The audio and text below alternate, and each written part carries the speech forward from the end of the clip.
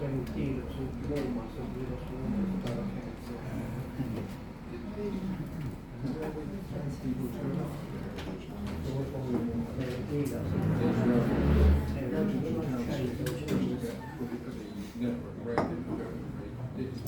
You ready?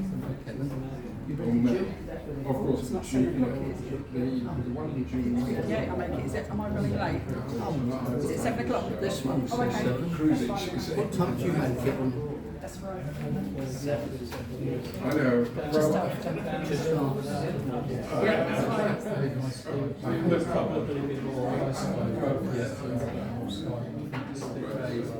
He relies on the wind.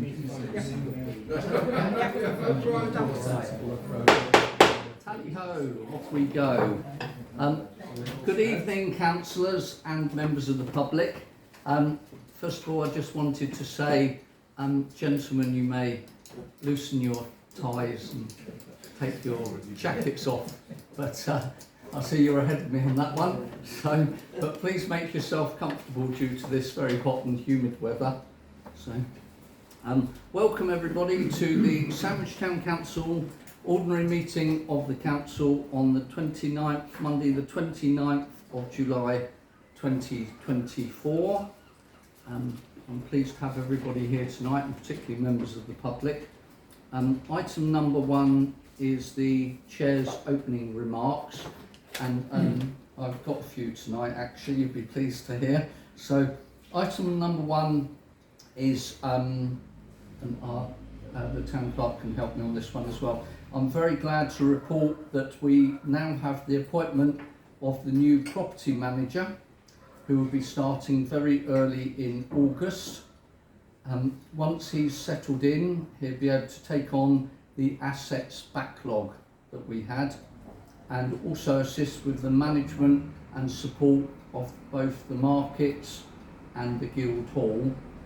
And then as he gets settled in, we will introduce him to all of the Town Council's assets to once he's knows a bit more about what he's doing there. So, but that's really good. And as I said in the annual town meeting, that we would recruit to all 5 vacancies. All 5 vacancies have now been filled as we had promised. So we're fully staffed with this current position now. That's that one. I also wanted to report that we now have a new asset, which is a lectern, a lovely new lectern that any of us can use and stand behind and give wonderful speeches, which was built and donated by somebody called Mark, I believe. I don't know the gentleman personally, and this was arranged by Councillor Franklin, and I believe that'd be a great asset to the council, so that when we have any meetings outside or in the main hall, we've got somewhere for the speaker to stand and speak from, so which would be really good. Next item is, of course, Sandwich Town Council holding a very successful deputy supper on the 19th of July, which really showed both Sandwich Town Council and Sandwich to be in a strong, capable council, and able to put on big events, notable events, which are of great use, so which is really good. Since then, I've had very many compliments about the event, and it was greatly enjoyed. And the following day, I got to see the Brightling Sea Deputy Mayor and councillors, and they were all really appreciative, and they said what a wonderful night they had, and could they book up for next year. I'd like to personally thank the Town Clerk and the Guildhall staff for all the work they put in to make that evening possible. So thank you very much, Town Clerk. So, the next item is that July's been a very busy month, and the Mayoress and I have been representing Sandwich and the Council at 17 events so far, and including one event which we wore our chains to, was the official Belgium Remembrance Parade held at the Cenotaph in London, and we were very lucky to be in the party of and company of the King and Queen of Belgium and their Defence Minister as well. So don't anybody tell you Sandwich is just that tiny little town in the middle of nowhere, because we mix in much larger circles. My next item is to say that I wanted to reiterate my comments from last month's meeting, and that the Guildhall staff are still not able to accept any new projects for 2024, both from a financial and resources position. If anybody does have any good ideas or good proposals to be put forward, they can still bring them forward for consideration, but they must be able to manage and support them themselves from the outset.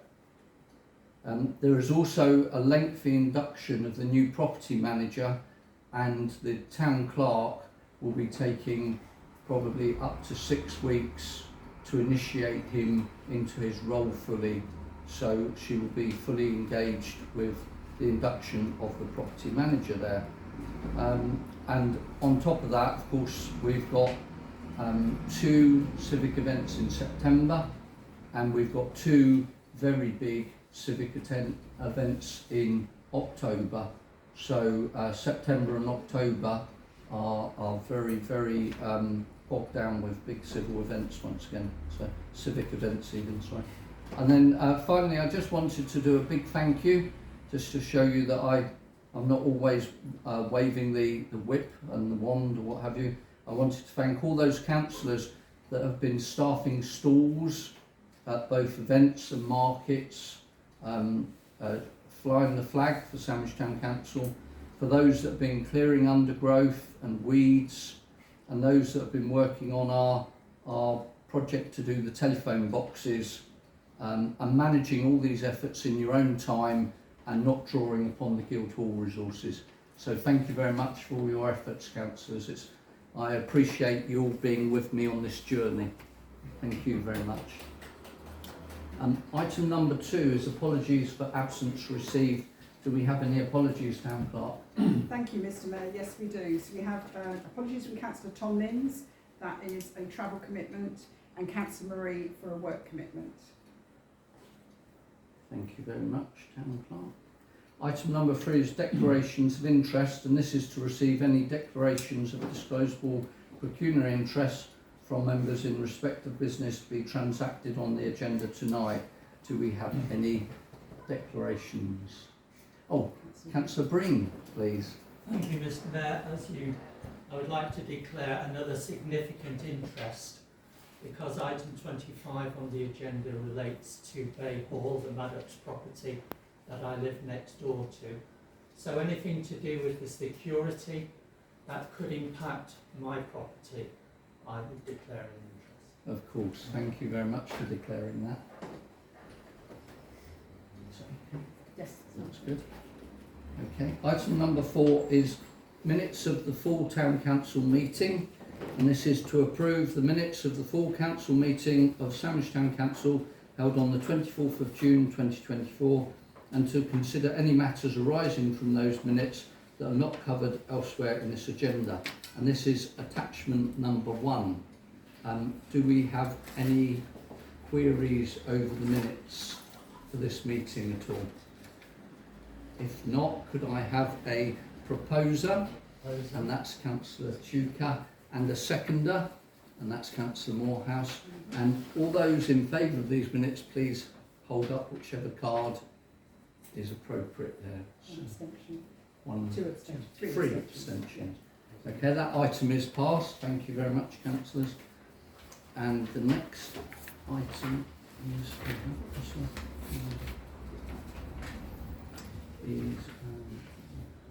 that's it.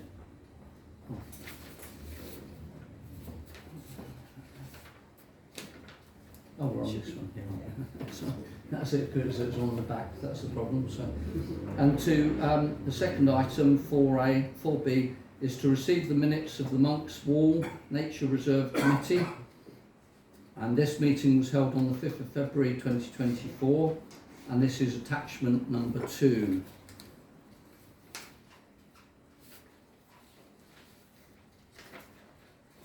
Do we have any queries or questions on this item?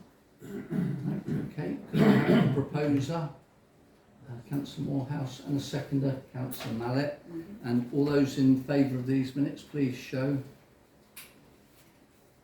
1, 2, 3 abstentions. 4 abstentions. Thank you very much. That item is passed. And next is to receive the minutes of the Planning Committee meeting held on the 10th of June 2024, and this is attachment 3. Do I have any queries on the plan minutes? If not, I'll ask for a proposer. Councillor Wiles, and a seconder, Councillor Fortescue. All those in favour, please show.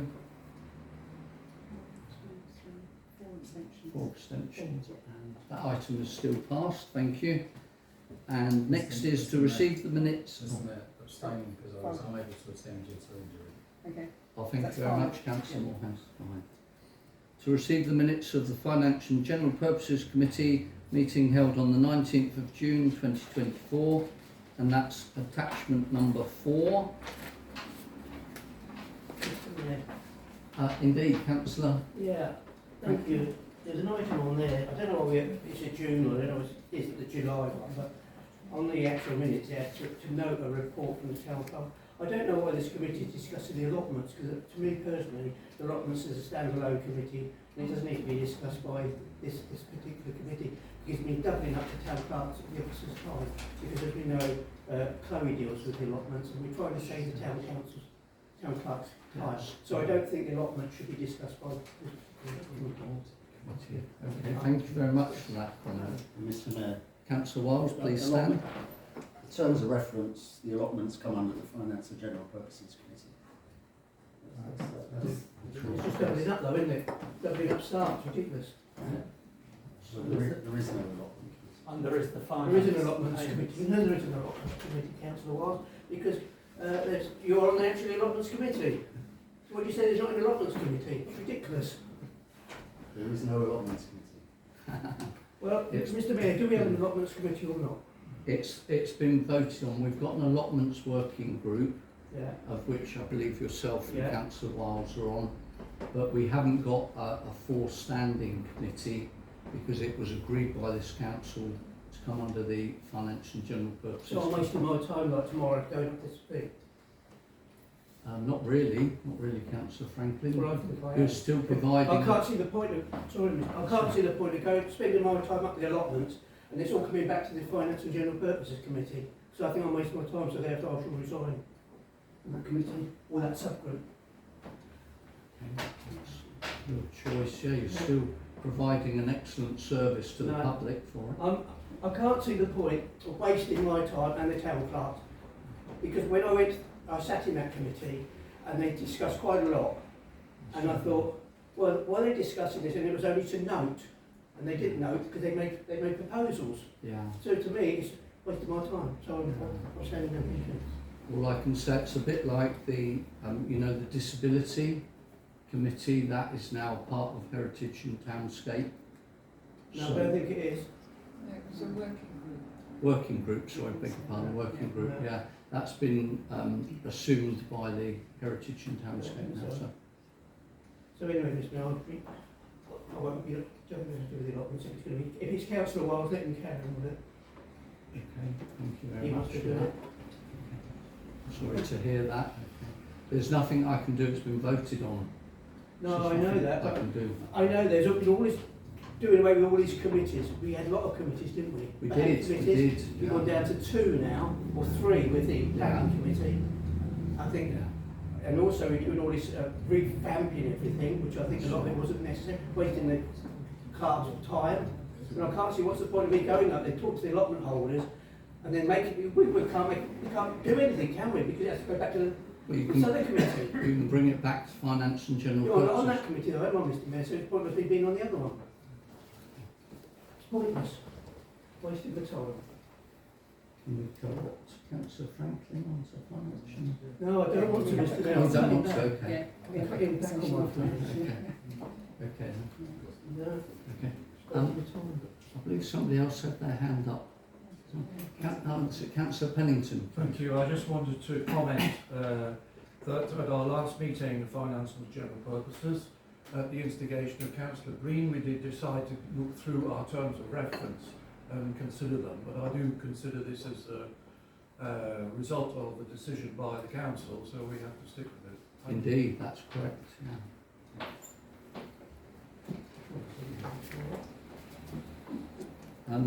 We're also to receive the minutes of the Human Sorry, Resource. Mr. Mayor, I don't think anyone, they voted on the finance and general purposes minutes yet.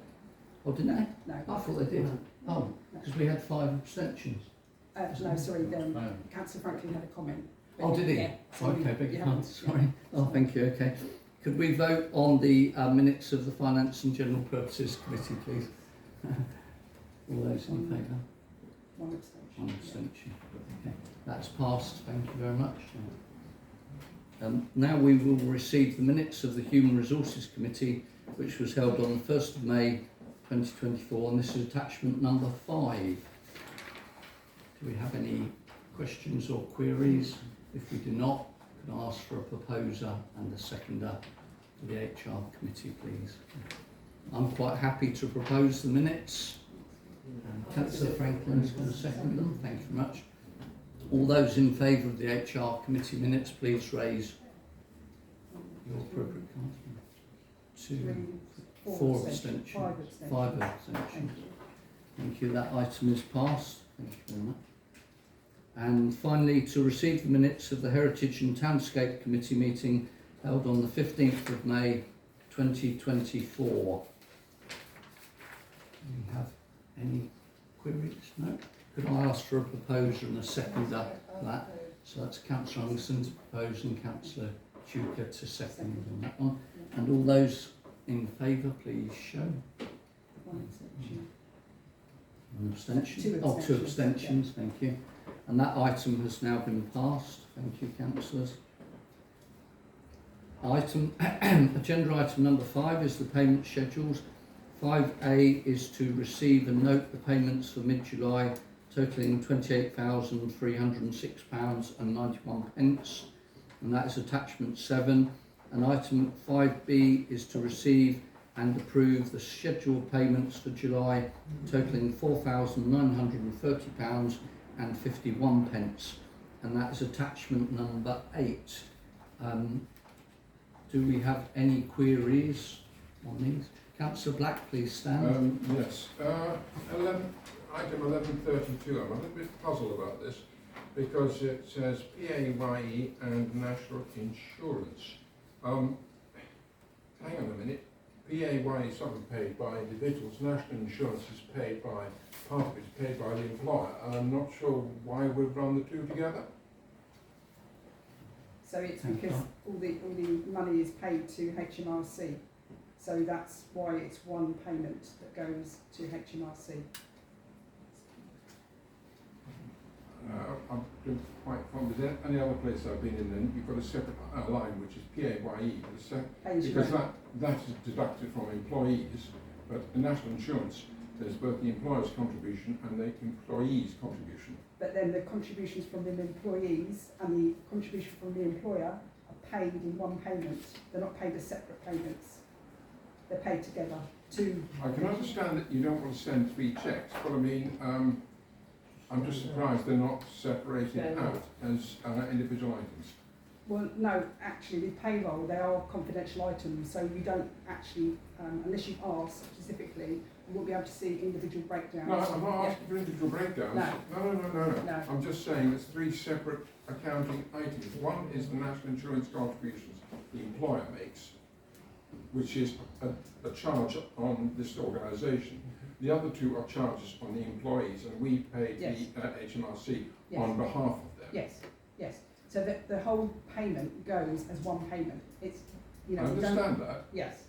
So I'm that's just why it surprised shows. they're not separated out. No, they're not. Oh, It's Councillor my Green. understanding from being involved in this in the past that one form is submitted to HMRC which Yes. includes those 3. Yes. So because it goes in against one form, it Yes. go in as one payment. Okay, Councillor Morehouse. Yeah, just to clarify, there are 3 separate submissions to HMRC, one for VAT were applicable, one for corporation tax were applicable, and NIC and PAYE pay together as one transaction. Okay. Is that a suitable answer, Councillor Black? If that's the system we've got, as long as we're able to account back in any detail to make sure we're not paying excessive NI contributions. Oh no, no indeed. No. That's my concern. So items 5A and 5B, attachments 7 and 8. Do I have a proposer for those two items? Thank you. That's Councillor Pennington and seconder by Councillor Ripley. All those in favour of those two items, please show. Thank you. And that item's been passed. Item 5C is council to confirm nomination of two signatories to authorise end of July payment schedules on Bankline. And item 5D is council to confirm nomination of two signatories to authorise mid-August. Can I do the August one? Yes. I can, okay. So item 5C, I need two councillors who are set up on Bankline because I'm not able to authorise those. So could I have two councillors? Councillor Franklin, thank you. And do we have Councillor Wiles? So you are set up on Bankline? Yes. And Councillor Franklin, so that is for item 5C. And item 5D, I will put myself forward with a secondary. Do we have a secondary councillor to do the mid-August payments who's not on holiday? I'll be about. Oh, thank you very much, Councillor Franklin.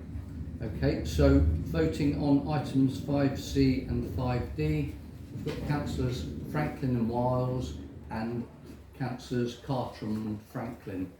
Please show your cards. Thank you. That's all in favour. Thank you very much. That's passed. Item number 6 is public participation, and this is a 20-minute session set aside for members of the public to make representations at the meeting in respect of business on the agenda and any other matters that time permits. Individual representation should not exceed 5 minutes. Written notice of the desire to exercise the right to speak together with the topic to be addressed must be given to the town clerk prior to noon on the day of the meeting. Do we have any public speakers, town clerk? Yes, we do, Mr Mayor. Mrs Hayter has requested to speak. Oh, that's lovely. Oh, Mrs Hayter, would you like to come and take the floor? Thank you very much, Mr Mayor. Christine, was there any particular position? Thank you. Do you want to be on camera or No, Off thank the stage. you. I don't want to be a film star. oh, you're in the perfect place then? Chair, your video screen is pointing at the ceiling. No, it's pointing too far up. It needs to come down a little bit. That's it. Better? Good evening, Mrs Hayter. How are Good you? evening, Mr Mayor. Well, not too bad. Lots of concerns, but not too bad. Oh, that's good. Oh, well, And you're not going to tell me to shut up, are you? you have 5 minutes to explain the theory of relativity starting now. Well, that's just gone right over my head. Good evening, everyone. A couple of months ago, I heard a report on the news regarding KCC housing migrant children at various sites in Kent. The one in question was on the Isle of Sheppey, was opposed by the residents and did not occur as the owners of the site would not sell the property. However, at the same time it was reported there were 5 other sites which were not named. We therefore sent an FOI request to KCC in order to find out. We contacted them 3 times, and as we had no response within the prescribed time, ended up contacting the Commissioner. The next day we had a response naming the 5 sites. Now I appreciate this is a sensitive subject and I believe it should be treated as such, but that does not mean it cannot be discussed in an open and respectful manner. It does not mean all proposals should not be dealt with in a transparent manner, because that leads to distrust and resentment. I therefore decided to attend the next STC meeting. I attended that in June with the hopes of asking questions of Councillor Chandler, our KCC representative and Cabinet member for Integrated Children's Services. This proved to be somewhat difficult, and the Mayor suggested I write to her, which I did on the 28th of June, and received a reply last Thursday, the 25th of July. Whilst addressing the council, she said there were 9 sites, somewhat different from the 5 in the FOI reply. So one of my questions to her was, where are these other 4 sites? She would not tell me. I have therefore once again contacted KCC asking this question under the FOI. As I speak, I am awaiting a reply which should be within 21 days. I am unable to give you all the information in the time I'm allotted to speak, but I would be more than happy to put together my information and give it to the town clerk if anyone should be interested in seeing it. Some questions which I asked. Why do the migrant children need teachers if they are only there for 10 days? Why has each child a social worker? Why is there security 24 hours a day? Some points that I made. KCC chose to close care homes for the elderly. They have now been revamped, and KCC intends using some of them for migrant children. Yet some of our residents are in hospital beds because there is nowhere for them to go, and other residents are unable to have hospital treatment, in part due to the lack of beds. Those elderly residents who remain at home or are discharged home have to make do with the absolute minimum of home help. KCC was on the news again last week, with parents and children extremely upset and worried with regard to the poor quality of special educational needs which they receive, or in some cases don't receive. But now KCC are providing education for migrant children. Sadly, there are many children in this country who are deemed at risk. When a tragedy occurs, and we heard of one just this week, we often hear how a shortage of social workers played its part. Yet these migrant children each have an allotted social worker. I'm told healthcare will be provided by local GPs, potentially putting the system under even more strain and with yet longer waits for residents. I finished by asking the following. Why are these migrant children receiving better living conditions than some of our residents, better security than residents, better access to social workers than the at-risk children who already live here, and better access to appropriate education? I was under the impression that the duty of politicians was to put the safety and welfare of the people first. But last week it was reported that Margate has one of the lowest rates of life expectancy in the whole country. Where does KCC and other political people priorities lie? I do not begrudge helping people, whoever they may be or wherever they are from, but we cannot help everyone, and I and others are extremely concerned that so many people here seem to be at the bottom of the pile when they should be at the top. It is also extremely concerning that even authority's idea of transparency appears to have literally disappeared. Thank you. Thank you very much, Mrs. Hayter.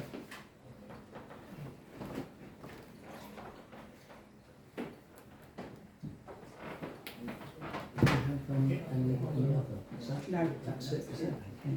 That's super. Okay. did you want to reply to what she's just said to Ms. Tatum? How it's going to be followed up?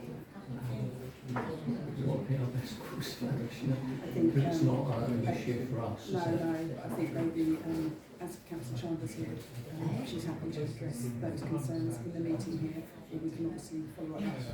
Yeah, it's a 3CC issue, yeah, so, okay. To address the speaker's comments, it's not actually an issue that Sandwich Town Council is able to address. We do have KCC Councillor Sue Chandler here this evening, so if Councillor Chandler does want to reply during the period that she has later on, she is at liberty to do so. If not, we can perhaps direct you to somebody within KCC to help you, but we can't actually reply directly because it's not No, I appertaining just to us. wanted everybody to be aware, Oh, super. That's ideal. Thank you. and that they can all read all the papers I have, if they should wish to. That's very kind of you. Most generous. I'm like that. I know you are. Thank you very much. Item number 7 is the verbal report from our Dover District councillors on matters relating to Sandwich only, please. Councillor Morehouse, would you like to take the floor? Thank you, Mr. Mayor. Regrettably, I was unable to attend the last full DDC meeting on the 17th of July because of being delayed at work and then being delayed further by our less than perfect roadwork network here in Kent. So I regret for the first time I was unable to attend that council meeting. Moving on, the planning application 22/01341, which is land adjacent to 95 St George's Road. The resident got in touch with me several months ago, and I attended a meeting, planning meeting back in April after calling in the application and speaking on behalf of the resident. I regret to inform you that there is an appeal in process at the moment, which I am monitoring. Councillor Morehouse, would you be able to update us on the progress of that appeal, Yes. please? Thank you. Right, moving on to planning reference 19/00243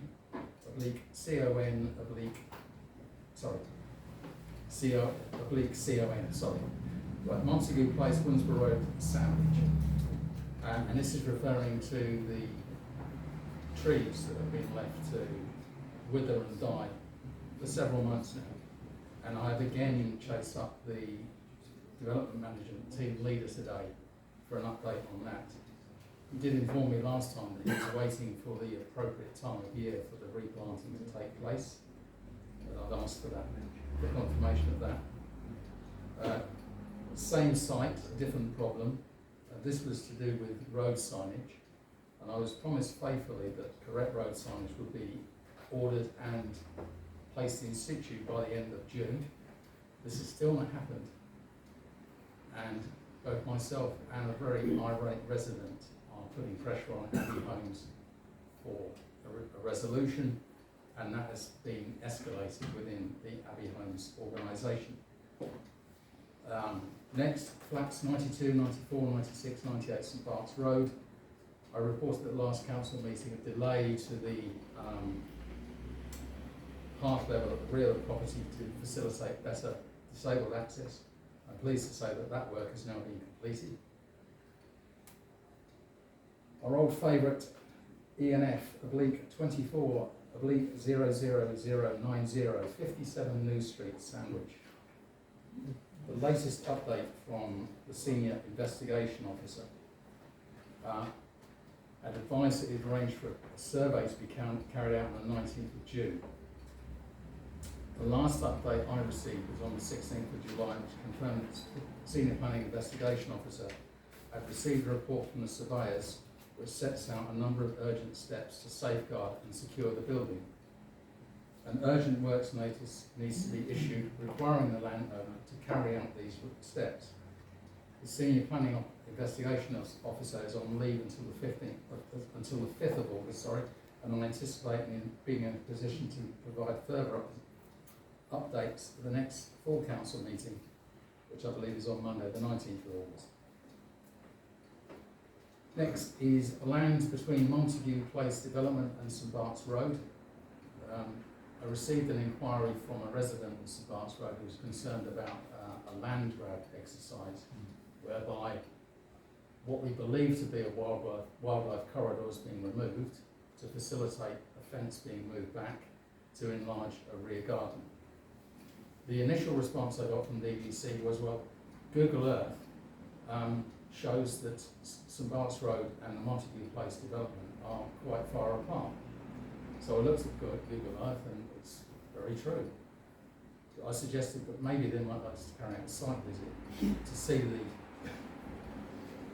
the actual facts, which they have done. And there is an ongoing investigation into that. Because it seems that there may be some discrepancy between the land that was sold and the land that was applied for by the developer. Sandwich Waterways.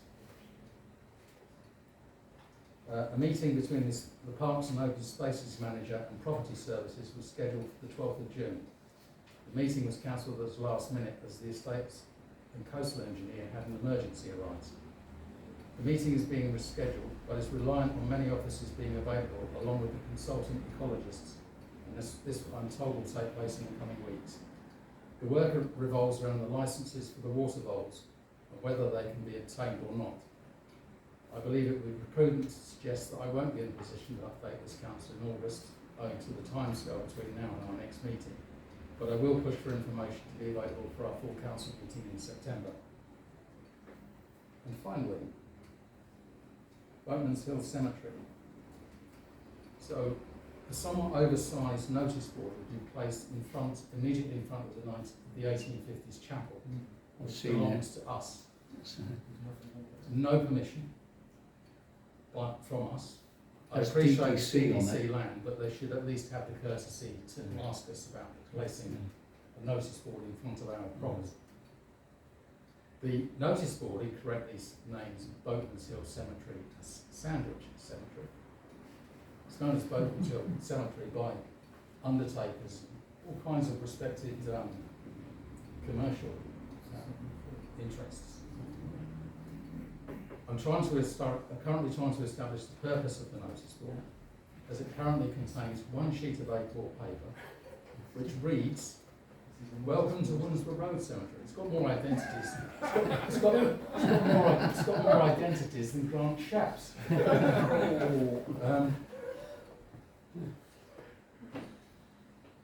So I'm waiting for an update on that one, and I'll hopefully report back on that one for the next meeting. If you could, because I have seen that when I was visiting Councillor Franklin the other day, and I was hoping that they were either going to put some notices or regulations or whatever up there, or even something from the local primary school would have been nice, but with it being completely absent of any information, it's not really much of a notice board, is it? So, okay, thank you very much, Councillor Morehouse, for those items.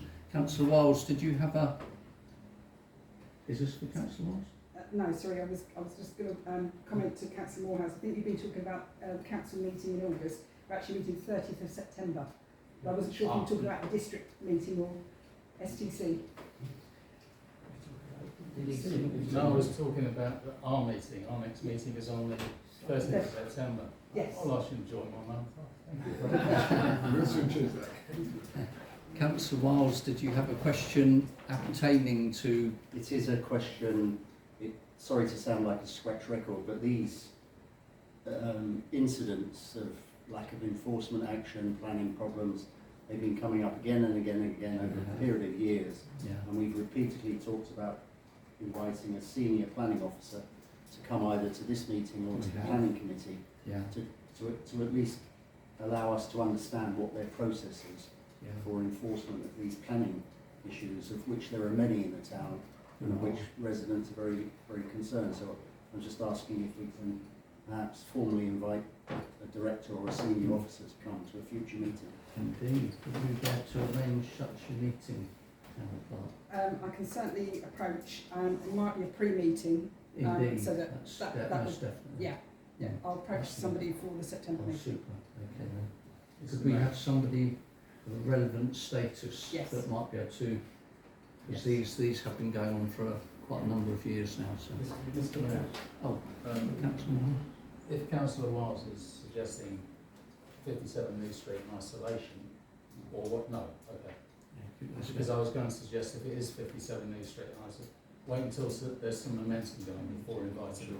That's after the fifth ward. Councillor Tuker, please. I was just going to ask Councillor Morehouse, as he's got the spotlight on Allotments Chapel. The one thing that's missing there is actually lighting. So I reported about 4 months ago, following a resident contact. There's also, I think Councillor Marie had also got involved separately, and he told me so, that the lighting has not been fixed. They need to get special scaffolding, but now the other light at the other end of the walk-through, and it is a dark area, albeit we're in the height of the summer. It's not the safest in terms of feeling and in terms of walking through it. So if you wrap in the lack of lighting as opposed to installing new paraphernalia that probably has got questionable justifications. Yeah. That's super, thank you very much for that.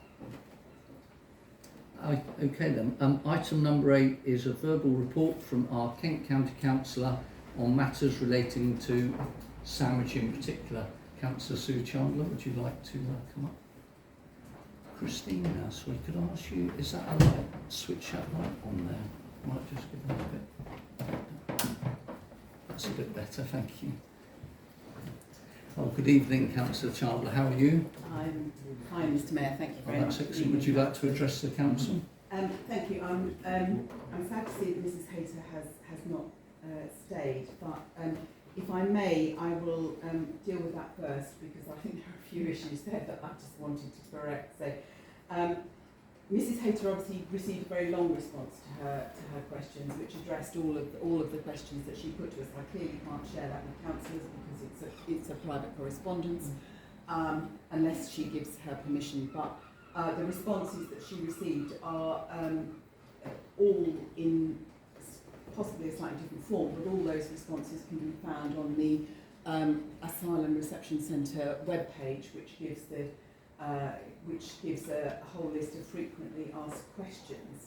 And I just wanted to reiterate that Kent County Council, in carrying out the duty that they are in respect of asylum seeking children, are complying with both legislation but also a court directive that came to us last July. And so, you know, we have a legal duty as well as a moral duty to look after these children to the best of our ability, which is what we're doing. And the other point was that I referred to 9 reception centres, which was what we were planning, what we were suggesting we needed in order to look after these children.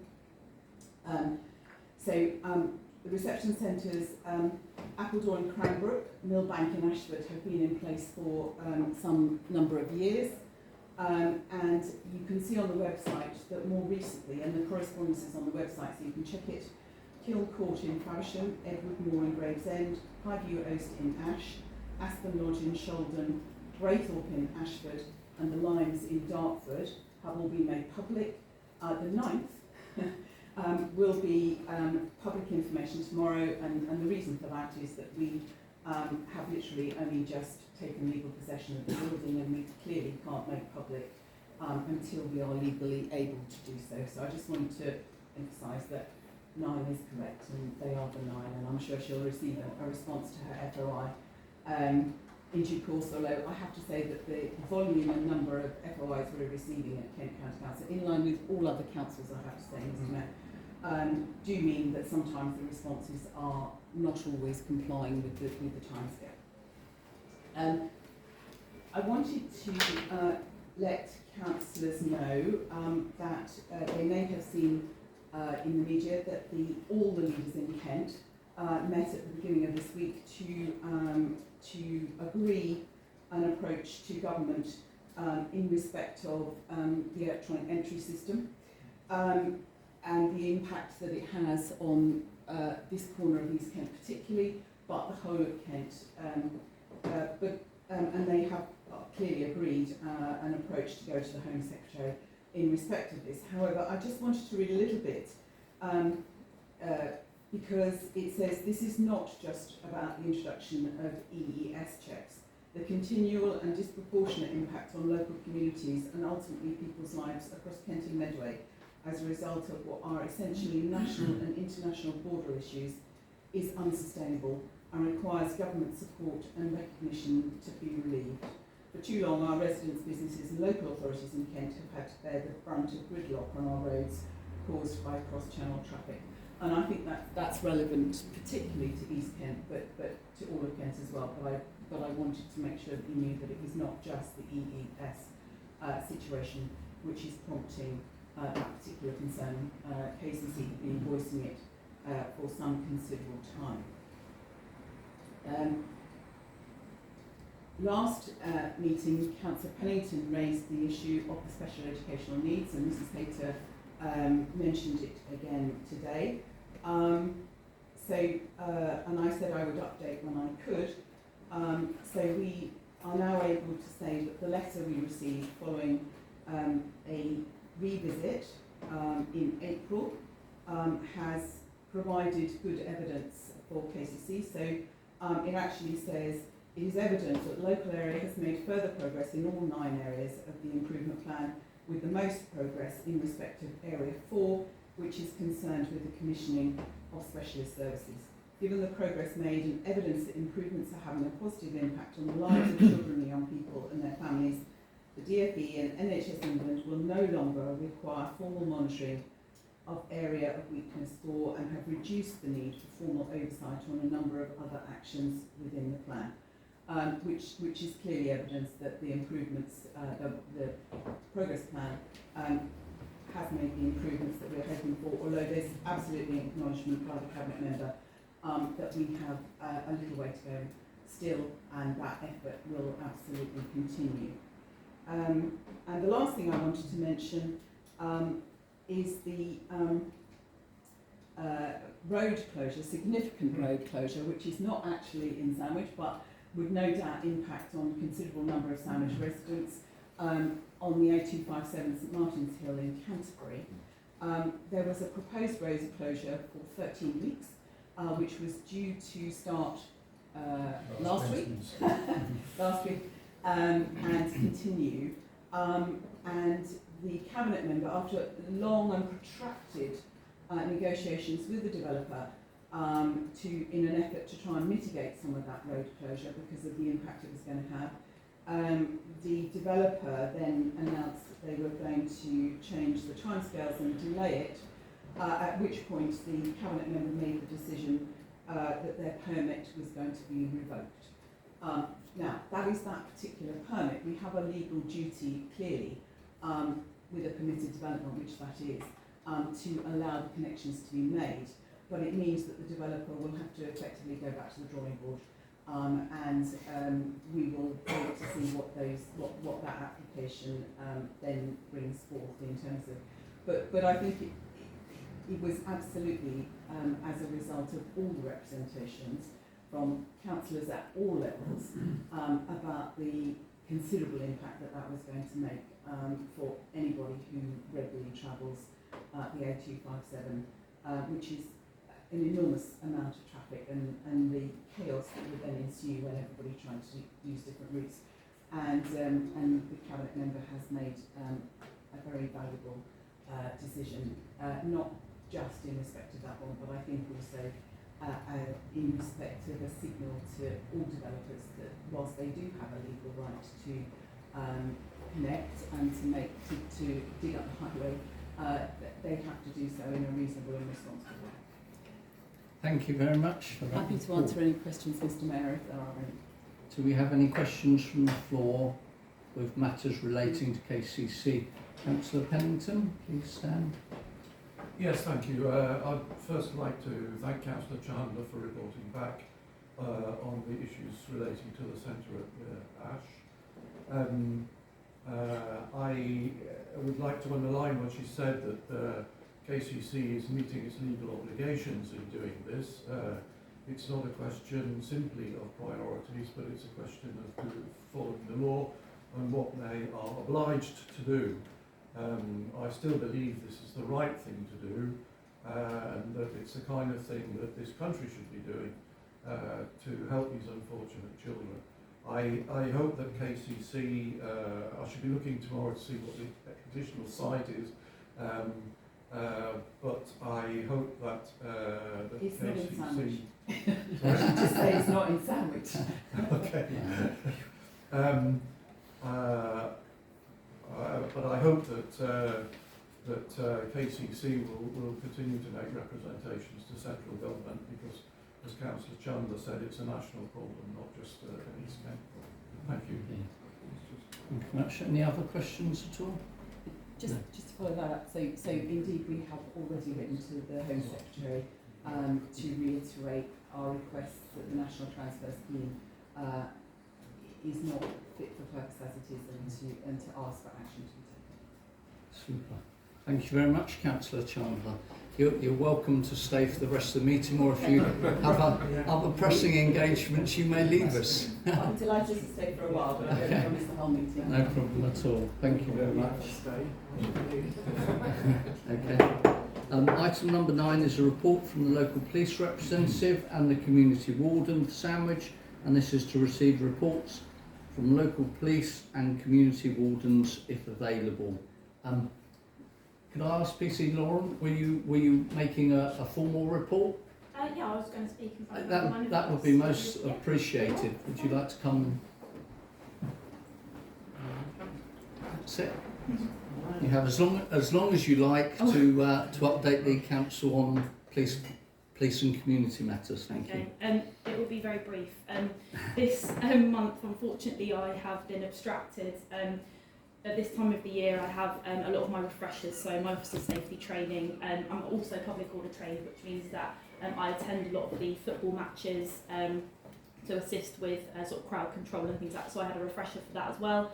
And also because of the Euros being on, I was abstracted doing football patrols for attending public houses and things like that, and ensuring that the sort of everything is safe and there's no disorder, which thankfully there wasn't, but it meant I wasn't able to do my normal day-to-day job. I have looked over the calls for Sandwich, and over the last month we've received approximately 161 calls this month. Obviously that doesn't all mean that they're immediates and things like that. In terms of crime figures, which I put on my newsletter, they won't be published until the end of the month, so I will put them on my newsletter for you to read. Just touching on some of those calls that have been received into the Sandwich area, I'm sure that some of you may be aware that there was a large police presence on Market Street at the beginning of the month. I can't comment on that at all too much because it's already been noted in the press, and also Kent Police released a statement about that. But what I wanted to do is just thank everybody, the local residents, because a lot of my colleagues that come and did scene preservation or were on road closures to ensure that the town continues to run smoothly, they mentioned that a lot of the local residents approached them and providing them with refreshments. So I just wanted to thank everybody for that, because sometimes we can be there for many hours, and we unfortunately don't always have the luxury of having a break. So it's much appreciated, and they all mentioned it to me that it was well received. So thank you very much for that. There's also been an increase in report of nuisance youths and things like that in the local area, and social behaviour. I have seen that there's been that increase, and that's likely because of the summer holidays starting now. I don't have any more obstructions for this month, for the coming month, so I will be around on patrol and hopefully trying to engage with some of the youths. Also, our local schools officers, PC Ruddock, I don't know if any of you have come into contact with him before, but due to the schools being closed, he will be around a lot more and sort of engaging with children as well. So he is an extra added resource, and he sort of stays this side of the district, sort of Deal and Sandwich side, and he knows lots of those that causes the most problems. Another thing that I noticed on some of the calls is that there's been some vehicle crimes that have been reported. So it appears from the descriptions that I've been given that there has been, they seem to be isolated incidents. They aren't sort of one person going around, but I have been doing CCTV inquiries where I can with those and following up on them. But most of the things that have been reported are being investigated by our victim-based crime team, volume-based crime team, sorry. So if there is anything that's come out of that, they are carrying on those investigations, but I do keep an eye on them as well. And finally, I just wanted to touch on, there's been, people have been approaching me and mentioning about to homeless people, potentially homeless people in the community.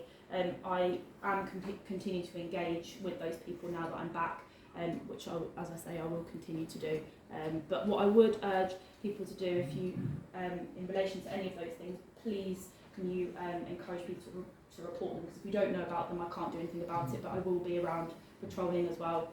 And I think that is everything. In terms of my engagements, I've agreed with Councillor Chuka that when I do the drop-in sessions, which I'd like obviously to continue doing in partnership with you guys, I will email him directly with dates that I can do, and then he will share that amongst you guys, and then hopefully we will arrange something each month. But hopefully in August I'd like to do something Jubilee Centre side, because I have been doing it the drop-in sessions at the Guildhall predominantly, but I think I'd like to try and get that side of Sandwich as well.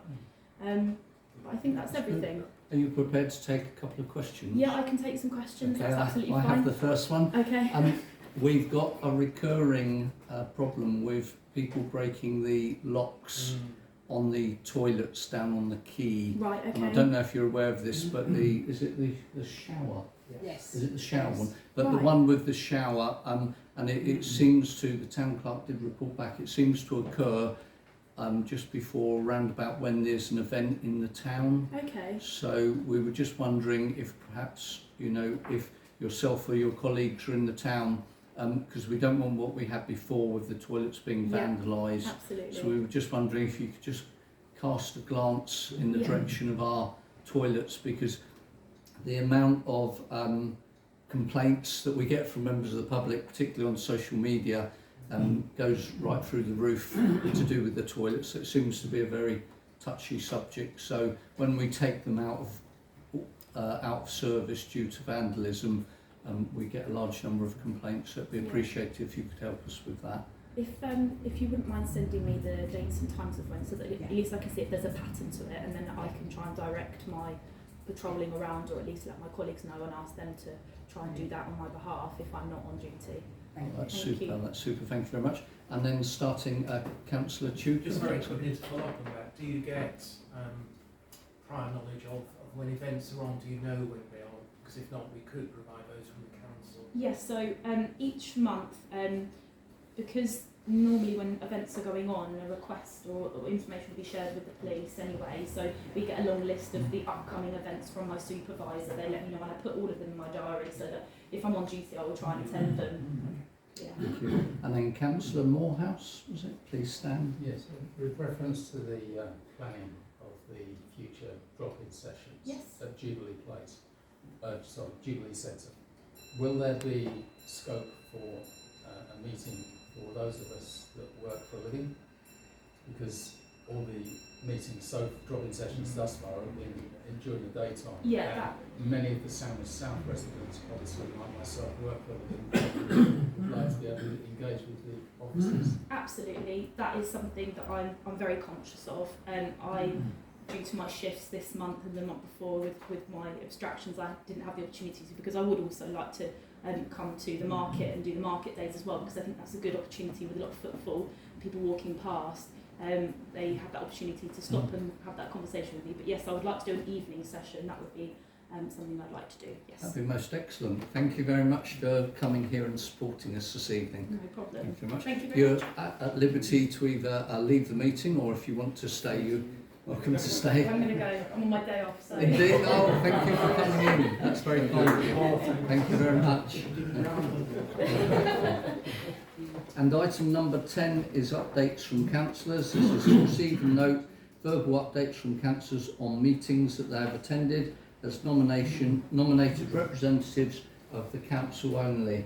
Councillor Morehouse, please stand. Briefly, I attended the Kent Association of Local Council Burgh Area Committee meeting last Wednesday.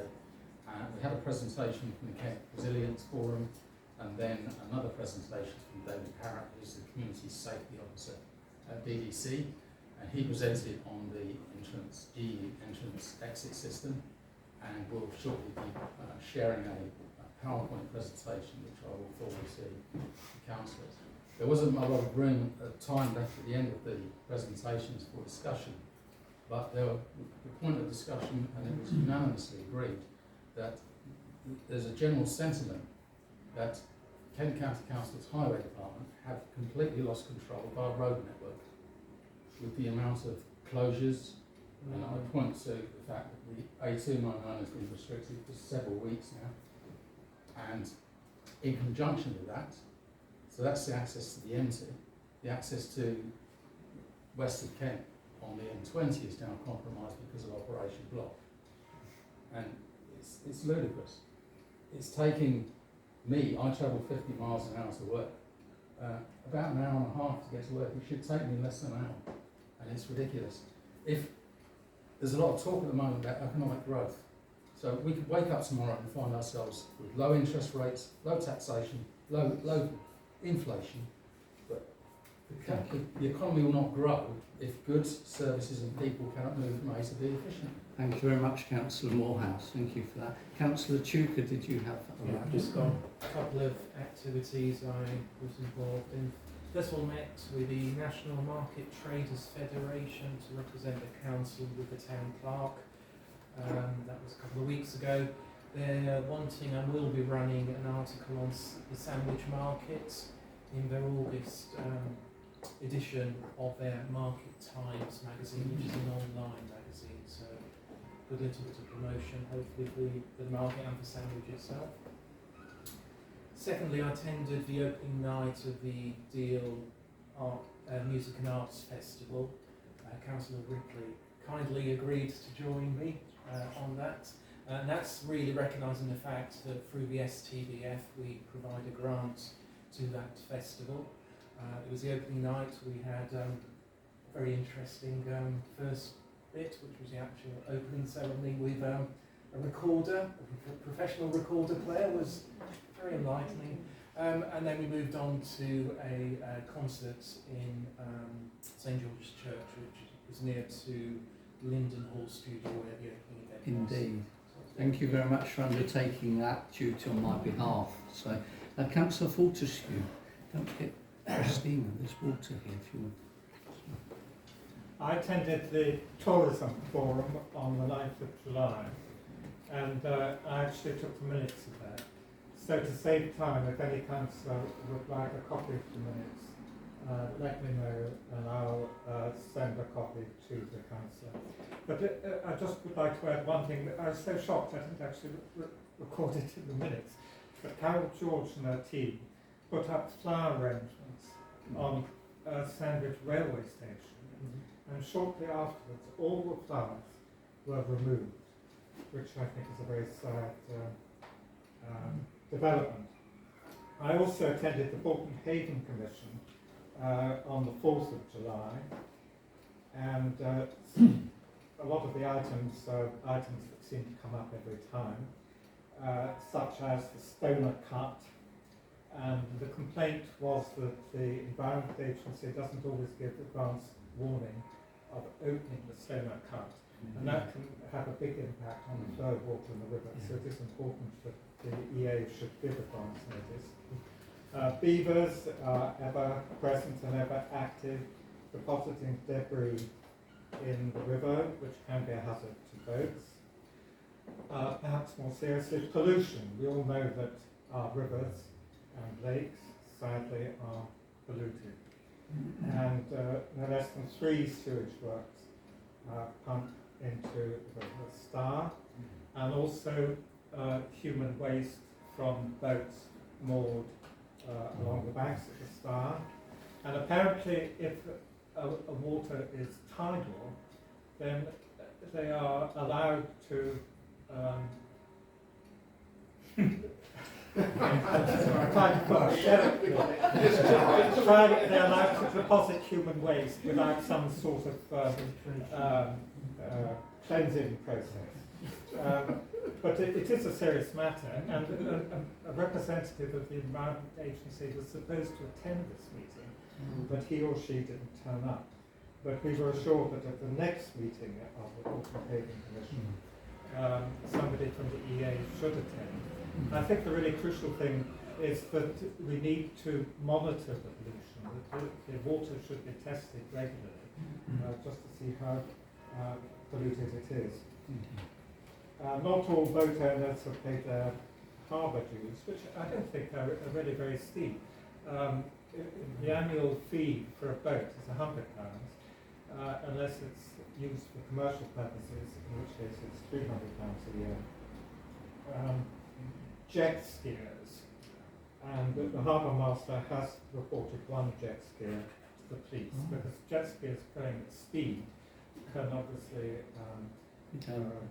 be a menace to other craft on the river, and the water can be churned up, which can affect the banks of the river and also affect wildlife. Sadly, a man died of a heart attack on his boat when the boat was moored on the river, but no foul play was suspected. Cables. People are aware, of course, of the problems with the tow bridge. And another problem has emerged relating to magnet fishing. As councillors are probably aware, people fish, but at the end of their line they don't have a hook, they have a magnet with the intention of trying to find coins or weapons or other interesting metalwork that may be deposited on the beds of rivers and lakes. Well, the problem is that these magnets pick up anything that's metal, including cables. And there was an incident where a magnet fisher raised, but did not damage, one of the cables by the tow bridge. However, Kent Highways are due to remove the cables by the end of this year, and then we won't have these temporary traffic lights, we'll have proper traffic lights. The question of dredging the river has come up a number of times, but it was alleged, and I don't know what the evidence is for this, that it would cost about £5 million. So apparently that's out of the question. A more modest expenditure might be made for charging batteries at the quay. Owners of yachts need electricity for their boats, and apparently there are not enough charging facilities on the quay. Finally, a temporary bridge over the river for an 8-day period during the next Open Golf Championship is due to be erected. But this, of course, leads on to the need for a new pedestrian bridge somewhere near the existing tow bridge, which is unsatisfactory for pedestrians and for anybody with a buggy or a disability scooter or whatever. However, that's something that's beyond the scope of the Autumn Paving Commission. Thank you, Mr. Mayor. Thank you very much for that, Councillor Fortescue. I'm sad to hear that you didn't achieve what the previous Durats, Mayor and Durats of this town did when they petitioned both Henry VIII and then Elizabeth I to get our river dredged. It was a lot cheaper then, but we still didn't get it done, and we're still waiting for it today. So, and finally, I can just tell you, I got a secondary grant for the railway station, so I was able to buy more plants. Lucy, who works at the station, Councillor Mrs. Carter, and myself are reinstating things at the station and watering it as well, aren't we? So, which is quite good. Councillor Breen. Sorry, just a very quick one. But I think it's quite important. Councillor Marie and myself had an impromptu meeting with a parking enforcement officer who was very concerned because she's been directed to ticket any car parked outside the doctor's surgery. Anybody parking on the double yellow lines there, the 5-minute rule does not apply. Blue stickers do not apply because it is within a car park. And she said it's with a very heavy heart that she has had to ticket genuine people who are disabled, who parked outside and gone into the doctor's surgery. Now, I don't know how this should be moved forward, but it's obviously an issue for people in this town. Thank you for raising that, Councillor Breen. Councillor Morehouse, could I ask you to adopt this issue? We can't have people that are poorly, sick, disabled, attending medical sessions at the doctor's surgery, not able to park up and be delivered there safely. Would you be able to take that up with DDC Parking Services, please? And if necessary, we'd ask that the regulations are changed to bring that into a different form of regulation where perhaps 5 minutes or more could be allowed. Would you do that? Thank you very much. Thank you. Okay. Thank you very much for all those updates, councillors. It sounds like you've been very busy, which is excellent news.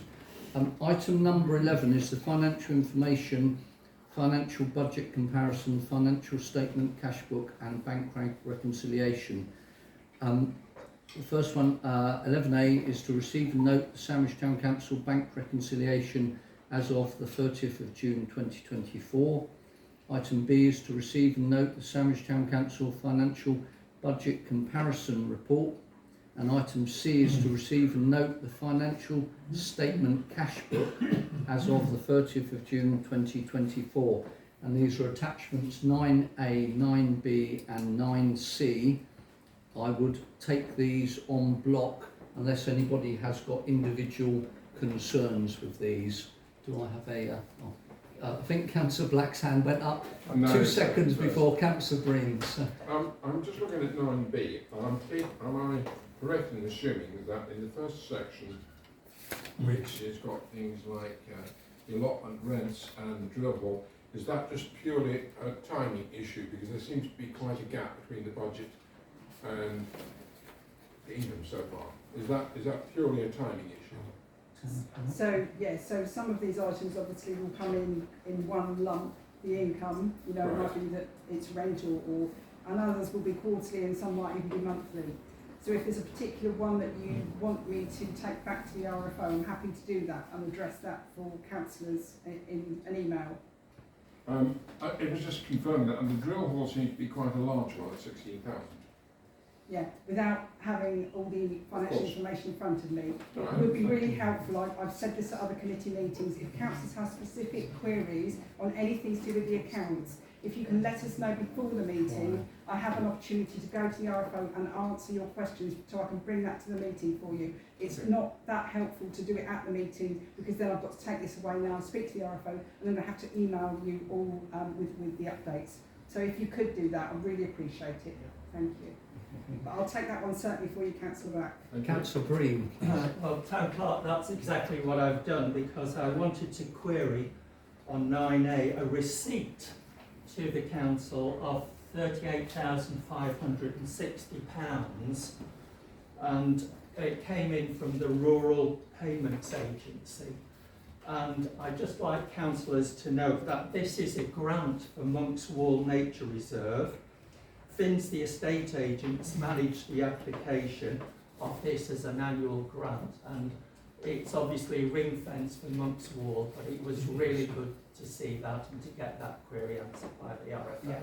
Thank you. And just to add to Councillor Breen's report, I actually chased that for the council because we were in danger of actually losing that payment. So I did a lot of work with Finns on that, and I just wanted to make sure the councillors were aware. Indeed, thank you for that.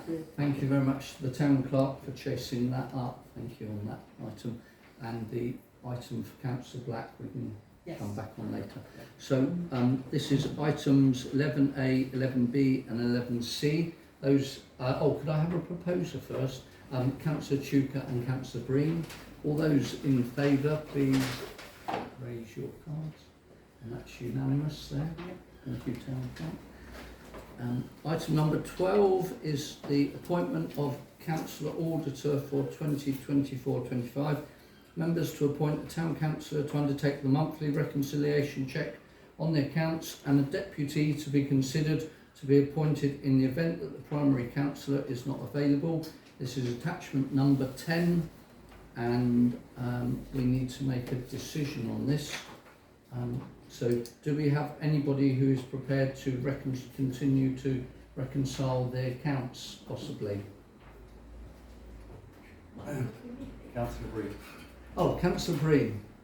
Yes, I've deputised once for Councillor Carter and I'm happy to help going forward. Oh, I super. can't guarantee to be available every month, Of course not, no. if there is a deputy. Oh, super. Okay. Are you putting yourself forward, Councillor? Well, I'll be at So it's Councillor Carter. Yeah. Set and Councillor Breen. Breen for the deputy. Thank you very much. If everyone's happy with that. That's it. And all those in favour? Thank you very much. Yes. That's pretty fast, thank you. And then item number 13, telephone box refurbishment. Members to consider a report from the RFO with a request from Councillor Chuka and Councillor Wiles for the approval of a virement of £270.0 to increase the budget of the refurbishment of the 2 telephone boxes. This is attachment number 11 and a decision is required on this. It's a different one there.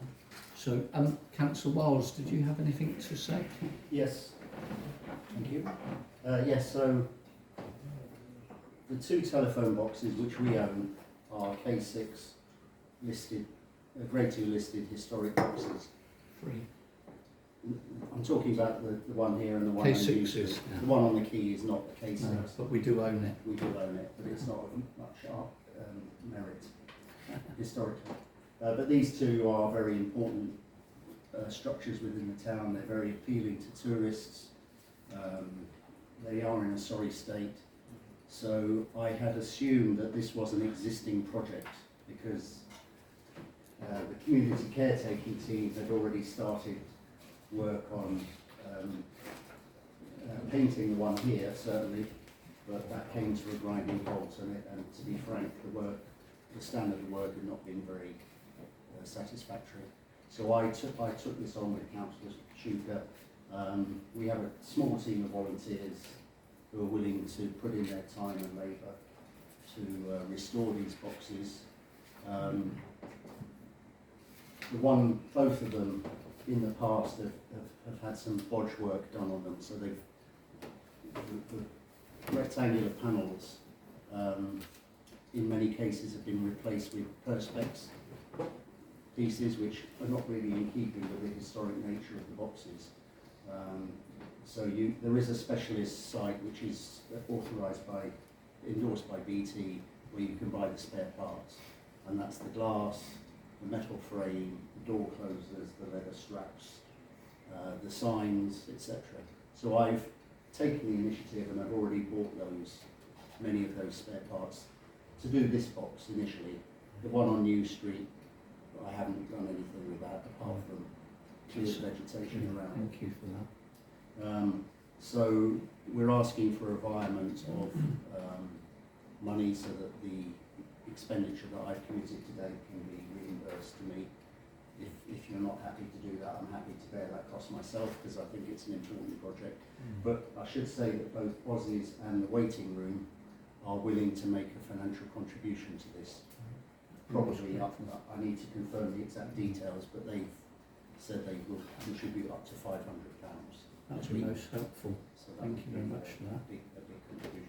I also sent an amendment to the resolution to the town clerk just to try and formalise the fact that I was leading on this project and that I'd be given authority to carry on with it and to come back with a full report to the September meeting with all the financial aspects, but also to make a decision about the future of the New Street box, because I think this box we would like to turn into a tourist information box with the council's approval, because I think that's central. It's where tourists come. The one on New Street, I don't think that would be appropriate because it will be vandalised. So we might need to just restore it and then either put a defibrillator in it or seal it up so it can't be accessed. But I think this is an important project. It's one that will bring a lot of positive PR, kudos to the town council. There are assets, so we have a duty to look after them and to bring them back to their glory. So that's what I've been doing on the basis of just cracking on. Thank you very much for that report, Councillor. Just before I move on to Councillor Chuka, just want to obviously point out that there had been a budget set of £250, so the money that the environment now I think is an additional 270, is that correct, Town Clerk? Yes. On top of the 250? Yes, so an approved environment of £270 from the miscellaneous budget to the telephone boxing budget. And then Councillor Wiles had the amendment. Indeed, thank you for that. Councillor Chuka, please stand. Yeah, I was just going to say, I think Councillor Wiles has done a brilliant job in terms of investigating the options around this. I've been a bit more focused from a governance perspective, so I think between the two of us we'll get it on the right track. I think it's important that we do come back to the full council with a detailed specification of what the costs are, what the intentions are around the two phone boxes, so that's the gap at the moment. My concern is particularly with New Street is vandalism will just occur, so if we don't have a purpose for it, it needs to be secured because it's constantly subject to vandalism. It would be pointless and disappointing to spend out an amount of money and then 6 months from now it's back in the same condition in terms of damage. So I think we can roll that all up, and there's a couple of months now between today and the next meeting, and also a couple of opportunities to contribute which will be really helpful in terms of the overall budget for this. So I think in terms of request here, it's about just saying we're on a track and there will be a full specification brought to the next council meeting. Indeed. Could I just ask that no further spending is undertaken until that report is submitted, please? Thank you very much. Councillor Breen. Yeah, I'm pleased with your comments there, Mr. Mayor, because I'm really concerned about, not about the actual volume of money here, but the culture where we start a project and then we come back to the council and ask for over 100% more monies from. We've really got to do proper definition of projects and not make commitments until the council has fully approved things. Thank you very much for that, Councillor. And sorry, so I would suggest that it may be an idea to defer doing one of the telephone boxes until the next financial year. Do you want to come back on that, Councillor? So we have volunteers. I wouldn't want the kind of dead hand of bureaucracy to cause them to pull out of this project. No. You know, we've got the enthusiasm, we've got the motivation. We're doing this box. Indeed. There's no more expenditure planned. No. The New Street one can wait either for later this year or for the new financial year. Definitely. And I'll come back at the next meeting with. Well, as I say, once. But if we get the money from Aussies and the waiting room, then the budget will be around £1,000. Yeah. And I think doing 2 telephone boxes, bringing them back to almost their original condition for £1,000. You know, that's excellent value for money. Indeed, thank you. Yeah, we can judge your merit on the one over by Aussies when that's finished. Thank you. Did you have a question, Councillor Morehouse? Support the initiative. The only thing I would say is to remind Councillor Wiles that today's trash is tomorrow's treasure in terms of the telephone box on the Quay. So future generations may well want to see that preserved in the same way that we do the K6s.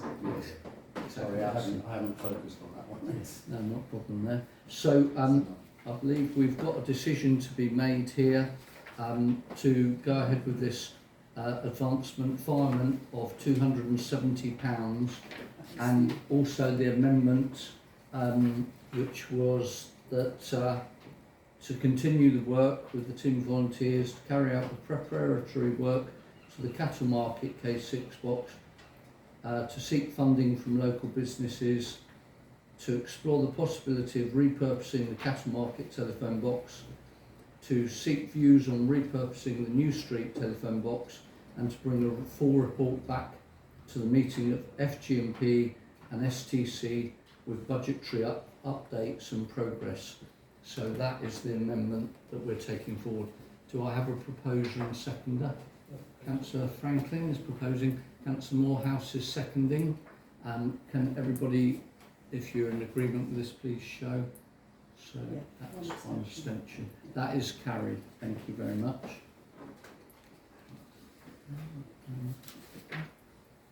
Okay. Item number 14, Sandwich Shop, Tables and Chairs, licence update. Town Clerk to share a report for consideration by Council following a meeting held with the proprietors of the Sandwich Shop, who have requested that the fees for the tables and chairs are revisited to reflect a reduction of tables that are cited on the forecourt. This is attachment number 12, and a decision is required on this.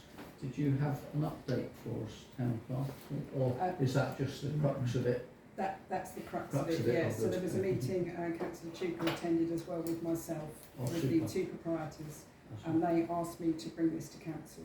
Super. So the recommendation is that members are asked to approve a reduction in the fee payable by the Sandwich Shop for their use of the Guildhall forecourt to reflect that the maximum number of tables that would be placed on the forecourt at any one time by this business would be 6. That fee will be applied for the year April 24 to March 25, will equate to £600. This assumes that a discount of 25% is not applied due to a smaller fee being payable. This sort of upsets me quite a bit actually, because from my point of view, the Sandwich Shop put in a licence for a large number of tables, 12 tables, thank you, and this council actually discussed and considered that 12 was too many.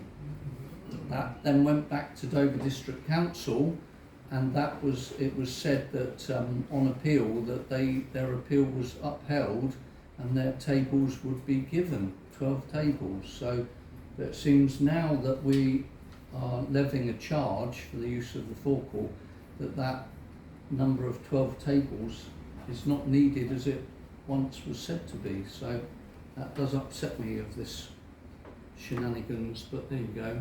Councillor Chuka, can I? Yeah, I was just going to say, having spoken to the two people who run the business, they did receive advice, but not from within this room, in terms of how they should approach the licensing, and I won't go any further than that. Indeed. They only have 6 tables. The licence previously they had was for a higher number, and they were advised that they should roll that forward, and it would be an easy process to follow through.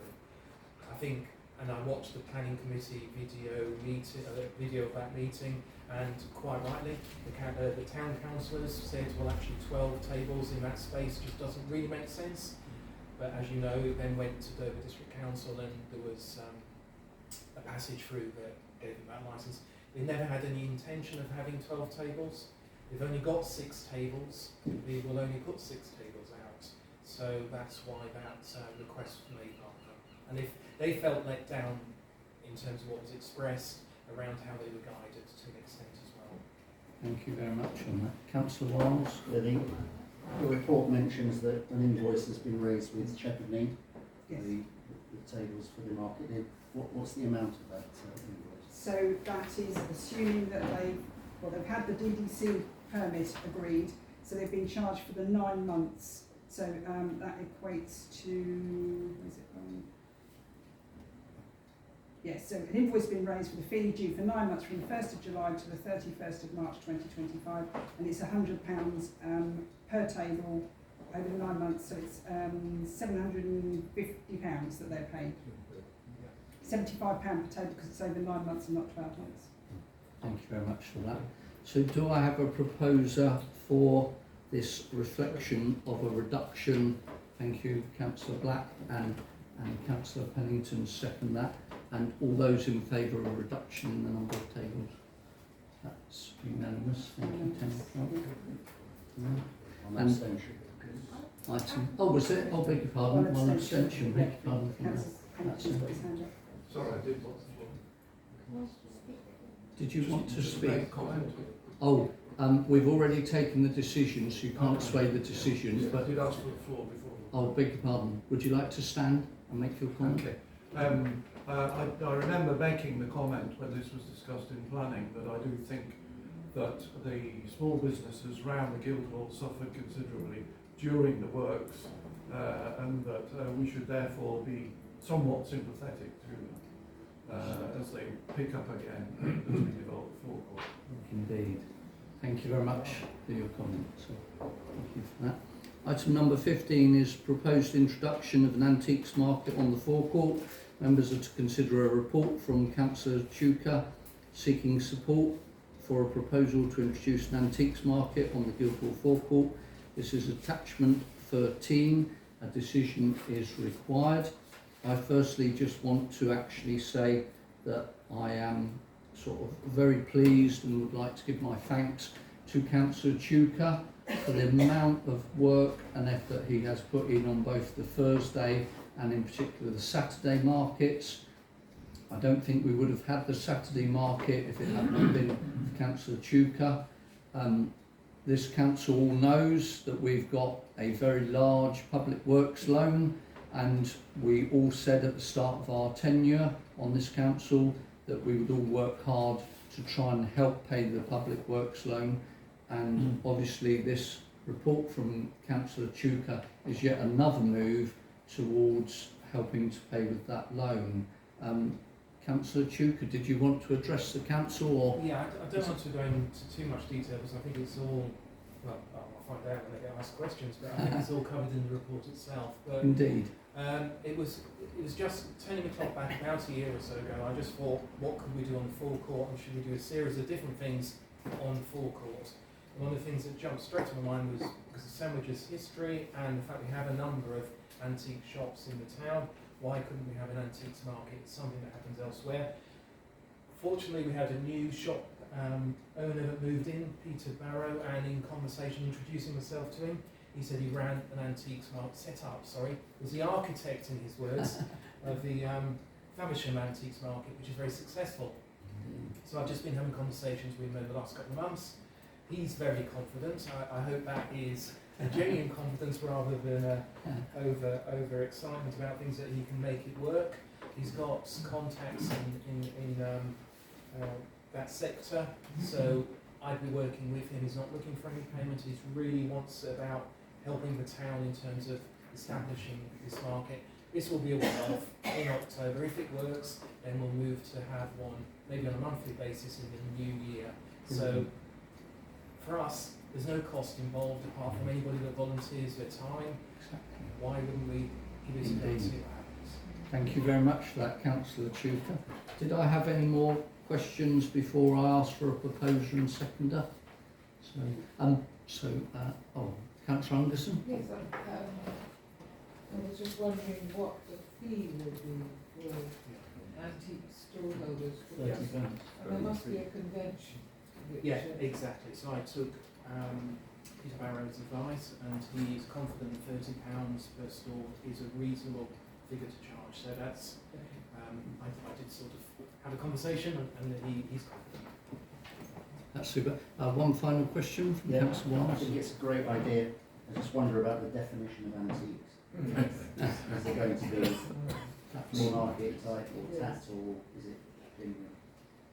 Peter will. Yeah, I've got to rely on the expert. I mean, he's got a brilliant shop in my opinion. I mean, I think he's really added a great dimension to this town. Indeed, that's correct. Yeah. I would just like to say I'm not too bothered about the definition of antiques, as long as it's something that is not obnoxious or something that would harm anybody, and the fair is a great success to bring more people into this lovely town. I think it's a great thing. I believe I had a proposer, Councillor Ripley, and a seconder, Councillor Morehouse.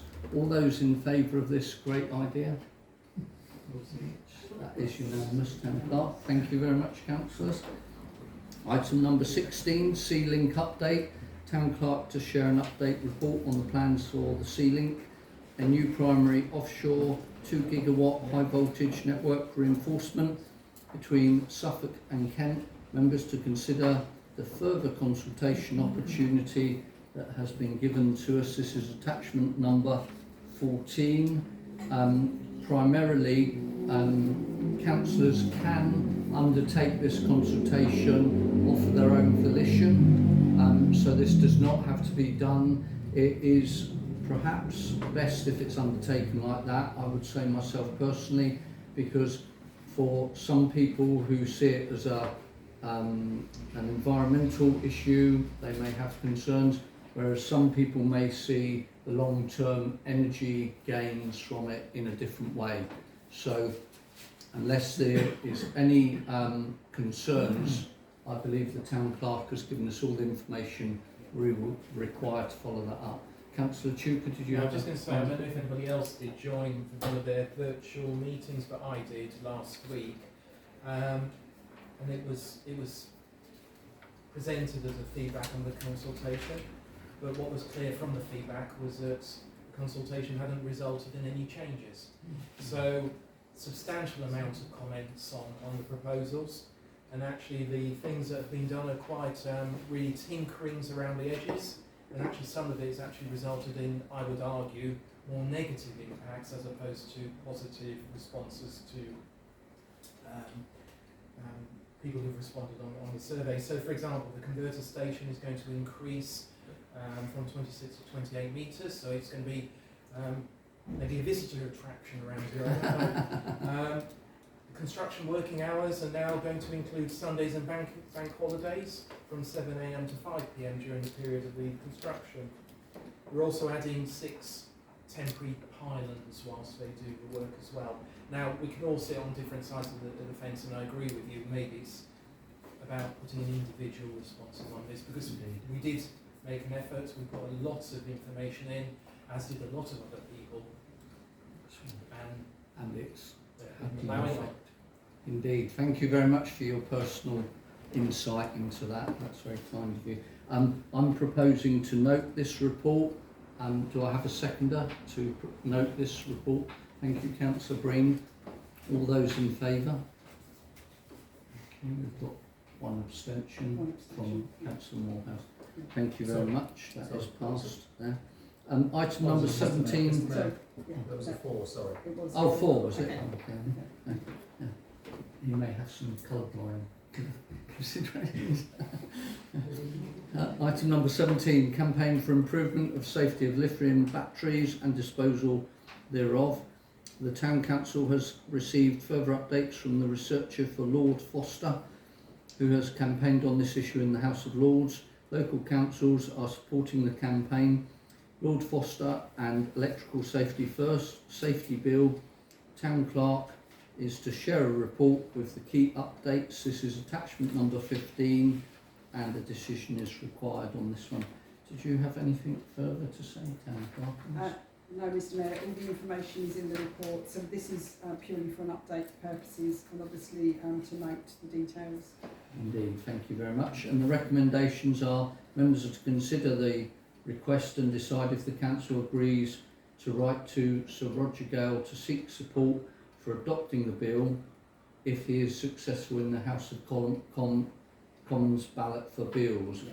So we need to wait until we hear whether Sir Roger Gale is actually successful in that. So I propose to note this report until that ballot has taken place. Do I have a seconder for that? Oh, Councillor Anderson. I wanted to say that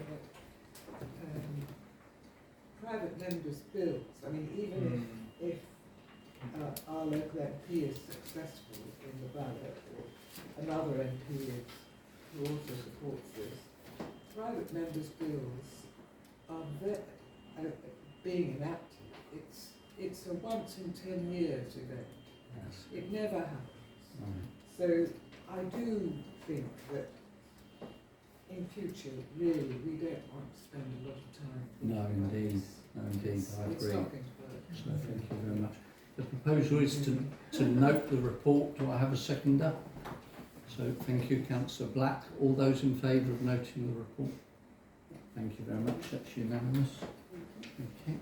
Item number 18 is Kent County Council, various roads, Dover District waiting restrictions and parking places order. Variation. Town Clerk to share the variation of the KCC number 112 order 2024. Members are invited to receive and note the information. A decision is required on this. As a regular visitor, attendee to the Dover District Local Transport Forum, I don't know why this has come here really. This comes up all the time. This is the redaction of disabled parking places within the town, and this is usually dealt with by the Dover District Transport Forum. So do we know why it's come here all of a sudden? It's never come here before. It was just a notice that I was shared and asked if I would share it with members, so Oh, right. yeah, but I can send it by email in future if you don't Oh, want to. right, yeah, this, for about 8 years I've attended the Transport Forum, and this is actually comes up in the Transport Forum, and representatives of each town go there for that matter, as Councillor Chandler well knows. So I would like to just say that we're noting this report. Councillor Morehouse, do you have a comment? Yes, I believe that the Joint Transportation Forum has been disbanded. Well, that is a great confusion actually, because I've been told that I did ask somebody the other day this question, and they said it hadn't been disbanded. I believe Councillor Chandler can help us with the question. Would you like to stand and address the council, please? Mr. Mayor, just for clarification, the meeting in July was not going to be called, so was not held. There is a meeting, I understand, in September, which should happen, but there is ongoing discussion about the futures of the JTB and the most effective way of continuing those discussions. Thank you very much for that. That's very kind of you. So, as I say, in future, this will reside with the Joint Transport Board as it has done before. We will be noting this. That's my proposal. If it carries on. If it carries on, yeah, indeed, yeah. Let's hope it does. So, were you seconding that proposal, Councillor Morehouse? All those in favour of noting this? That's unanimous. That's been passed. Thank you very much. Item number 19. Some good news. VE Day 80, 8th of May 2025. And the Town Clerk is sharing the details of the proposals for a national event to celebrate the 80th anniversary of VE Day on the 8th of May 2025. Councils are being encouraged to take part. The Town Clerk seeking support of the Council to register for the event and to consider planning for the date, including a small budget to be incorporated in the 2025-26 budget setting process. This is attachment number 17, and a decision is required on this. It's quite strange that Councillor Marie isn't here, because he's actually raised this matter before. He's not here tonight to assist us with this. So the recommendations for this are that Sandwich Town Council do register their participation in this important event and organise the elements of an event that they wish to facilitate in Sandwich. Councillor, Mrs. Carter, did you have your hand up? I just believe this will take a lot of our staff time. And for example, this year's D-Day, taking a lot of time from the staff. Just wondering whether there's enough time allocated for the staff. I just think we can have a joint one with Dover rather than Sandwich organising the whole event. It's just taking a lot of time for staff, and not many people even turn up. So I found this, maybe we shouldn't bother getting involved. Councillor Mrs. Carter does have a valid argument on this matter. for quite a few of you that were there, the town clerk and the Guildhall staff put an inordinate amount of effort in to arrange a D-Day event down on the Quay, and a number of you were actually there at the time. And okay, it was very inclement weather, but we had paid out for entertainment and all sorts of other security officers and all sorts of things like that. And the unfortunately the crowd on the day barely broke into double numbers at most times. So can we consider that whilst we're looking at this option? Councillor Mallet first, and then Councillor Chuka. Thank you. Oh, thank Please you, stand. It's just to say that immediately prior to the E-Day event, which will be the 8th, of course we have on the 3rd, 4th and 5th Sandwich Salutes. Indeed. Just to note that on the 4th, the signature of surrender of all fighting on the Western Front was signed to come into an event on the, to apply on the 8 a.m. on the 5th. So for Britain's impact on the Second World War, it was the 5th that we should really be celebrating. But we agreed with the Russians, with the Americans, that VE Day, Victory in Europe Day, would be the 8th to satisfy a great many people. And of course, Sandwich Salutes will, of course, support Sandwich Town Council as much as they can. So I would certainly say, if there is any promotional material, we will actively push so that we have as many people as possible. Also, I am looking at the moment, I'm negotiating for either a Spitfire or a Hurricane to appear at Sandwich Salutes. Oh, super. That's excellent news. Thank you very much. If you want some discount, then I know the people to ask. Indeed. Thank you very much for that update on that, Councillor Mallet. That's most useful, and we'll be looking to you for support as well. Councillor Chuka was next. Yeah, I was just going to say, I think it's something that we probably should support, but I think we need to go into it with eyes wide open, because there are lessons learned from the D-Day event. He has mentioned that it'll be part of the budget setting for next year. I think my personal view to be discussed is that, maybe a lot smaller focus, because I think the event that we did for the D-Day in itself was just for too long a time period. Yes. And therefore there were lots of dips in the evenings. The weather really didn't help. So I think people turned up and left because of the weather as well. So I think we could do something a lot tighter, but actually still meet the spirit of what's been asked. Indeed. Thank you very much for that. I have Councillor Fortescue and then Councillor Wiles. Yes, I think we should consult Sandwich schools as to what they might consider to be appropriate for the evening. Oh, sure, indeed. Thank you. That's a very good option, actually, to approach them and see if they could join in with that sort of be a historical education for them. Councillor Wiles, did you have a question? Yeah, just echo what's been said. I think we should be wary of taking on new projects. We're constantly being told that. This is a new project which would be very consumptive of staff time. Indeed. So I think we should have a much more focused, short, perhaps a ceremony at the War Memorial, with the curfew bells ringing, that kind of thing.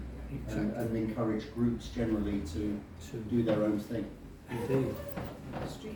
Thank you very much for that. That's excellent news. Okay then. So we seem to be at a position to make a decision on this.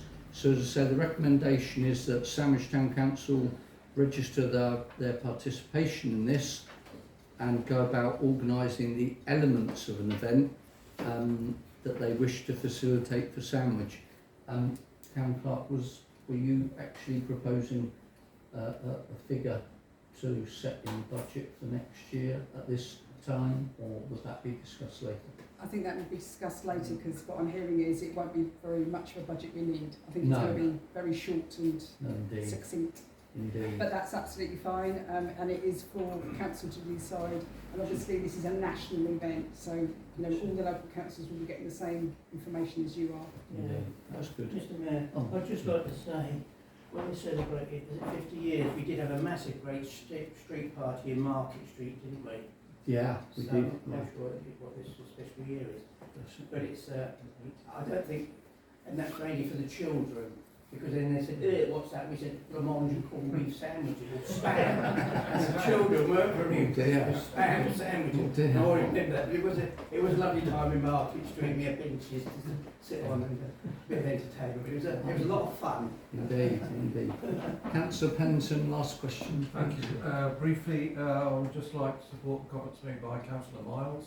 I think to try to motivate a general community effort rather than be too ambitious is the right way ahead. Indeed, thank you very much for that. I'm going to propose that this council does register its participation in this, and that the basic elements of a event can be established and brought back to this council. Did we have Councillor Morehouse is seconding that?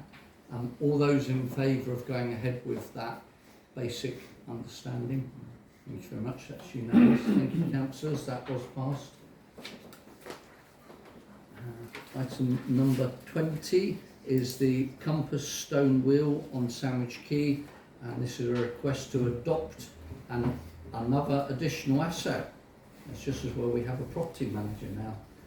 Town clerk to share a report with details of a proposed compass stone wheel to be funded by Dover District Council and placed on the Sandwich Quay, which also belongs to Dover District Council.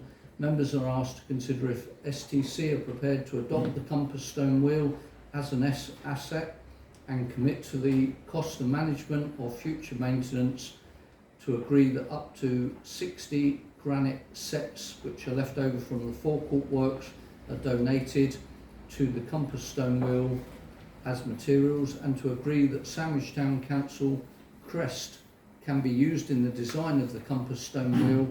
This is attachment number 18, and a decision is required. The recommendation from the town clerk is that do we have a recommendation? Oh, I think we have it there, sorry, big pun. The recommendation is that members to agree to the adoption of the finished compass stone as a town council asset, and to meet all future maintenance costs and insurance costs. Members to agree that Sandwich Town Council crest can be used and incorporated as part of the design of the compass stone, and members to agree that up to 60 granite sets left over from the Forecourt works can be used as part of the materials of this compass stone. This is open for discussion. Councillor Gray, please stand if you're able to. Thank you. I would wholeheartedly recommend the council accept this. It's a small thing, but it could be, hopefully, a start of rejuvenation of the quay to see it developed to reflect the importance of the town's maritime heritage. Beside the stone, there's going to be an information board explaining what Singapore's are and what they mean to the town, which is badly needed. And the board is proposed to refer people to the museum for more information on the Singapore's. And I hope this might lead the museum to improving the display and information about the Singapore's. John Vanderdold has done a brilliant job in getting BDC to agree to pay for the whole thing, which is not going to cost the council anything. The only question is, should the council take ownership of it afterwards, which would involve future maintenance. I'm told that the maintenance needed is going to be very small and minimal for the first few years. There may in time be a bit of blue painting needed for the town crest, and there might be a bit of gold leaf needed replacing. But I'm also told that our local sculptor Carrie Oakcast's cradle in the Market Street, that her quote has been accepted for the work. And she said that any maintenance required for the first 10 years, she will do it without charge to the council. That's excellent. I would certainly recommend this. Indeed, thank you very much. So that is your proposal. Do I have a seconder for this? Councillor Breen. Sorry, could I make a comment? Indeed, yeah, please do. Well, I'm sorry, but I differ with Councillor Gray on this matter.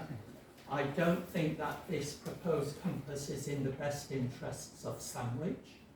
for reasons of cost, for reasons of legal complexity, for reasons of legal complexity. Please let the councillors speak. It's his turn. For governance reasons, for the design solution, and for the impact that this is going to have.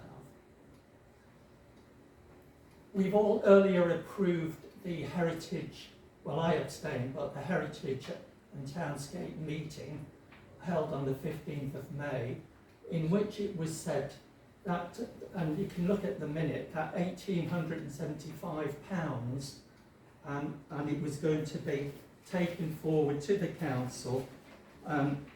The cost of the stonework would be £1,875 with extra funds required for installation and an information board. The cost is to take the matter to full council with a view to seeking part or all of the funding for the project. So I think there's a possible confusion here, and we need to be very clear.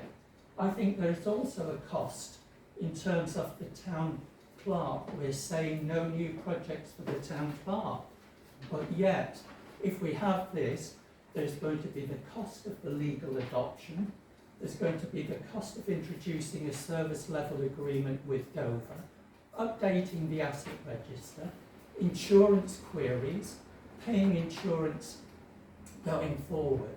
And so what we're actually doing here is we're making the assets even more complex in the town. There is a cost because those sets that have been taken from the store are probably worth at least £200, and they're not left over from the courtyard, because I was involved in negotiating with the project manager at the time, and those are spare sets which are held in our care and custody, because at some future stage people are going to start digging, or utility companies are going to start digging up the existing forecourt as we've got now to relay mains and services down there. So I think there is a cost. And whilst Dover, people might say, well, Dover are funding it, but where do Dover get the money from? Ultimately, it's from the council taxpayers here in Sandwich, and I don't think they should be encouraged to waste their money on this particular project. I think, from a legal point of view, I really don't understand this, because as I understand it, the pavements are the responsibility of Dover. And yet what they're doing is they're saying, we're going to dig up some of this and put down an asset that you've got to legally adopt, you've got to maintain. Well, when do you let somebody come into your garden and put in something and then send you a bill every year? It's just not right. In terms of the governance of this, I don't know how this project started. And I think that the project is advanced because, as I said, the stones have already been taken. But they've not been approved by, the removal of the stones has not been approved by this council. From a design point of view, I'm sorry to say, but I think this is the wrong design, in the wrong location, by the wrong designer, with the wrong materials, and it's not a sustainable solution. So why do I say it's the wrong design? The wrong location. It's tucked away as I understand it from the paper, it's tucked away in a recess near the public toilets. It's not near, well, that's what it shows on the paper that's been submitted, Councillor Flatley. Everything wrong. Excuse You me? have everything wrong. Excuse me? Sorry.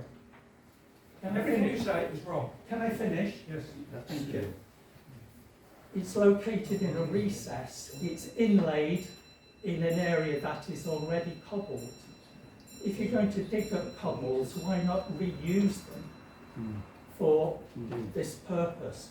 And all of the cobbles that went out of the forecourt, a lot of them are just still in storage in people's houses. Why don't they go and get cobbles from there? I don't think the object of this is to educate young people I don't think the young people will even notice it as they walk down the quayside. I think it's the wrong solution. Money should be put onto a YouTube video or something like that, would be of much better interest for kind of young people. I feel, in terms of the design, where did the design come from? And I've got to say, Mr. Mayor, earlier you referred to a most enjoyable deputy's supper. That's correct. This design does not include our Limports and give recognition to Fordwich, Sarek and Brightlingsea. And I personally think that they would be offended and that we're putting in something about Cinque Ports and not mentioning them. So I think it's the wrong design. I think the impact is that it's going to have is the funding is invisible to the public.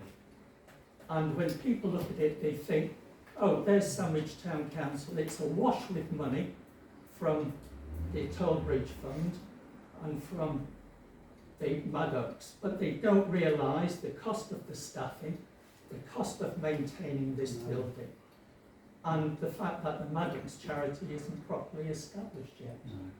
So I think the other impact is some of the Cinque Ports might say, I'd like one of them, and then they'll be asking the town clerk to supply some sets for them. So I think the proposal is disrespectful to our Limports, and I think that a much better proposal would be to have one of our historic sandwich notice boards which sets out accurately the information about the Cinque Ports. And if you want to have a signpost, put a signpost in and point the distance to Dover. Do you think young people are going to be really interested to find how many miles it is to Dover? That's not going to light their touch paper. I'm very keen that we improve Sandwich and we do it with the right projects. This is not the right project and not in the best interests of Sandwich, in my view. Thank you very much for those comments, Councillor Breen. Can I just remind the Council that this is part of a democratic discussion ability. Everybody's entitled to their own opinions. Please let them have their own opinions, and it will be decided by vote afterwards as to what is going to be required and what is going to go ahead. But please let people have their ability to speak and say what they feel about things. Thank you very much. Actually, I think Councillor Penson was first, and then Councillor Franklin. Thank you. Thank you. Yes, I'd just like to say I share some of the doubts that Councillor Green has expressed. I don't think the proposal as it's put to us is very clear on some points, and for that reason I am going to abstain. Thank you very much for that. Councillor Franklin, please stand if you're able. This come forward before at a committee meeting, didn't it? The committee seemed quite positive about this, and that's why further details are done, and that's why the costings were they've got the stonemason, the Dover District Council officers have been involved. There's going to be a new sign, so I completely disagree with Councillor Breen. I think it's just something different for Sandwich. You can't put too much information there because it's not going to be that big a thing, is it? No, and it's going to be just at the bottom of the stairs in between the two weights, the weights off the old toll bridge. So it'll be slightly to the side. I mean, the stonemasons have to look after it for 10 years. And as for I know why it's got the up because we took the granite set, but they've only been took to say, and there's 3 pallets of granite sets. And I actually proposed a later meeting, I was hoping to have it on this meeting, that the White Windmill, which I'm a committee member of, they're asking for the granite sets to make the pavements better. So there already spare sets down the White Windmill. So if ever we require sets are here, they'll be down at the White Mill. And I say there's practically 3 pallets granite sets left over, which need to be moved up. Because please do not reveal the location because we're on camera. No, actually where they are. Oh, good. No, thank you. No, but I think this is a brilliant idea, and I think it's not going to cost the Dover District Council funding it. Thank you very much. We're just doing the sets. Indeed, thank you for that opinion. So, so there's a recommendation Sorry, Mr. already. Mayor, Councillor Gray has his hand up as well. Councillor Gray, honestly. I know what Councillor Green says, but I stand by everything I said originally. Indeed. I can't foresee any problems or any need for any legal costs in this. I think that's a red herring, and is making something out of nothing. Well, we won't have any no personal. What is the adoption process? Is it not a legal process?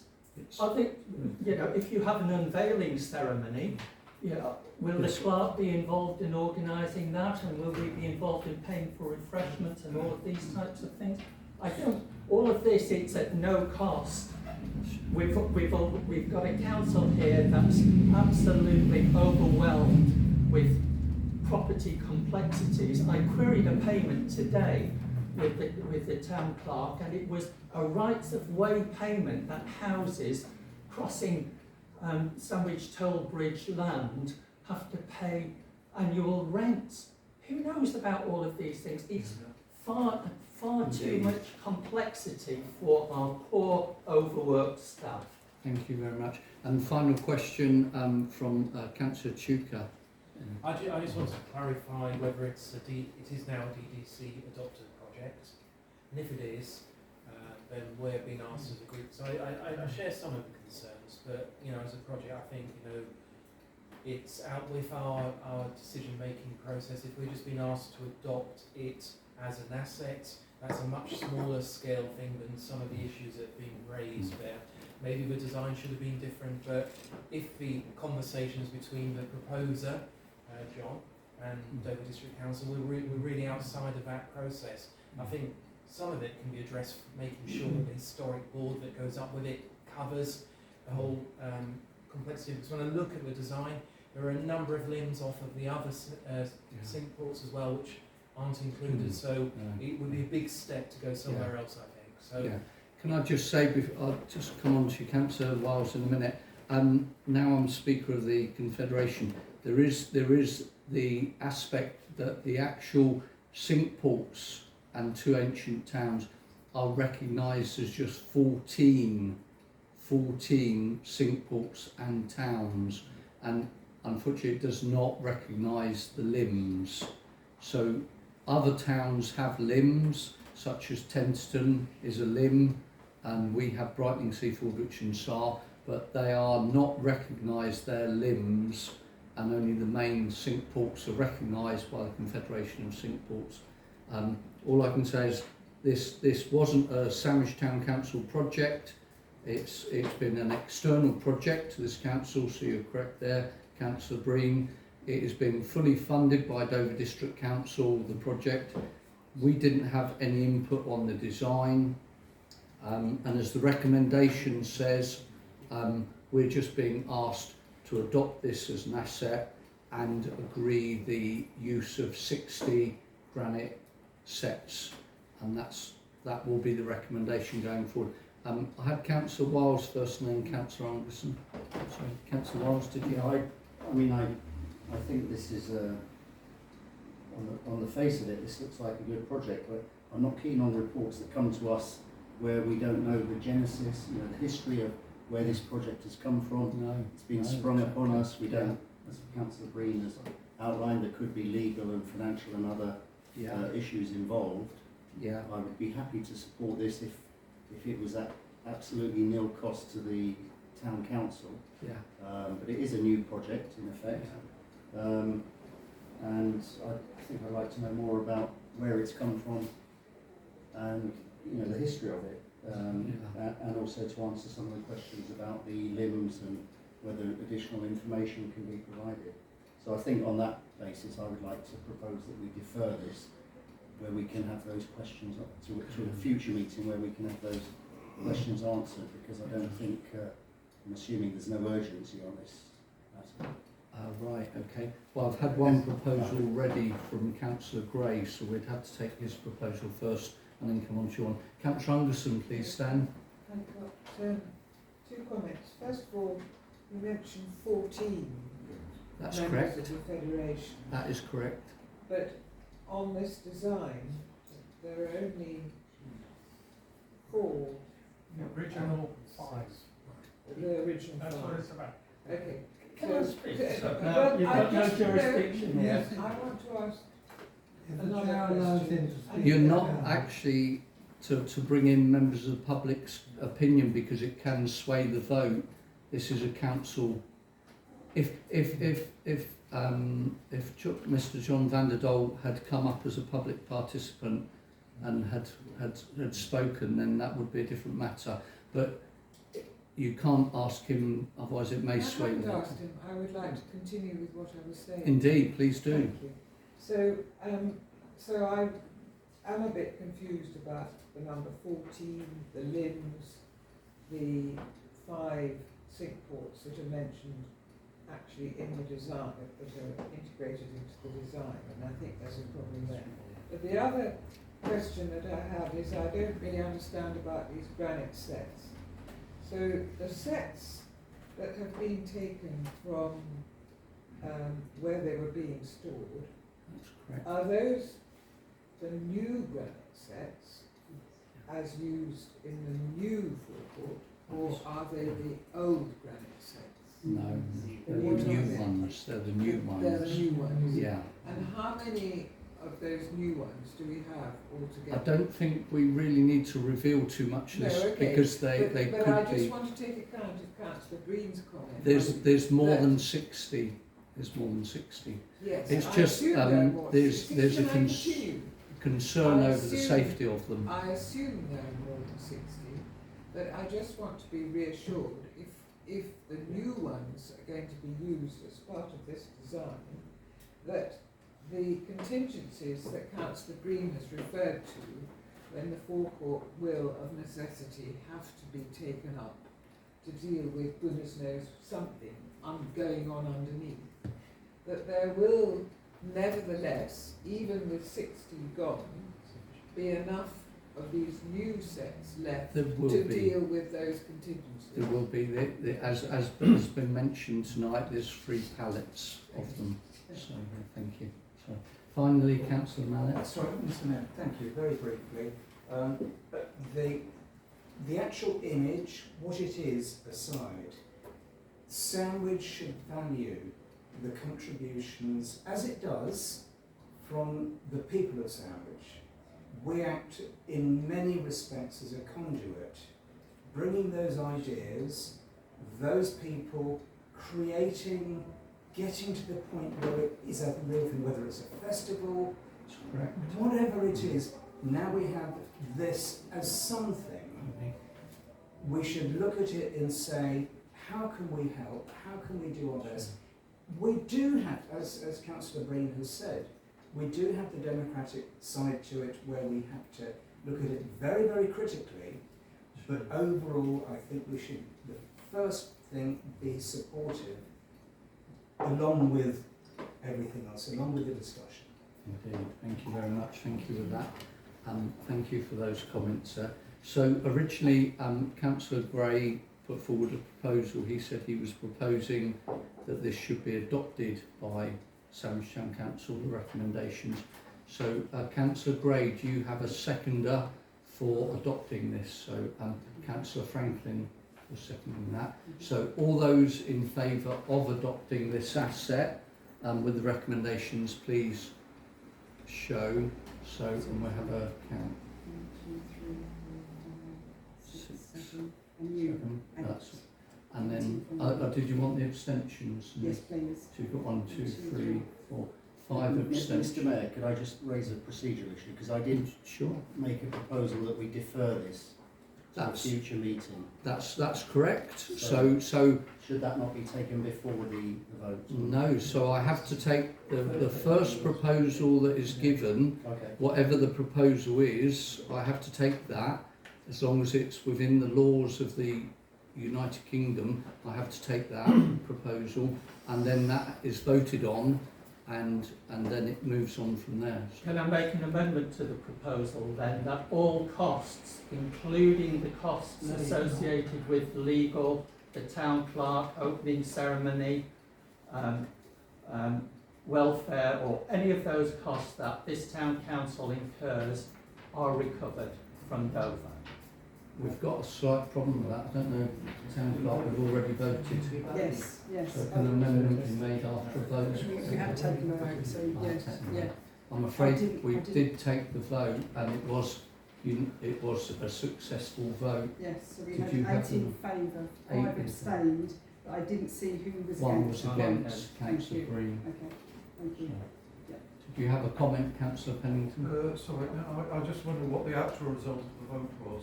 Yeah, it was eight were in favour of Councillor Gray's proposal, Yeah. and 5 were abstaining, and there was 1 that was against. Yeah.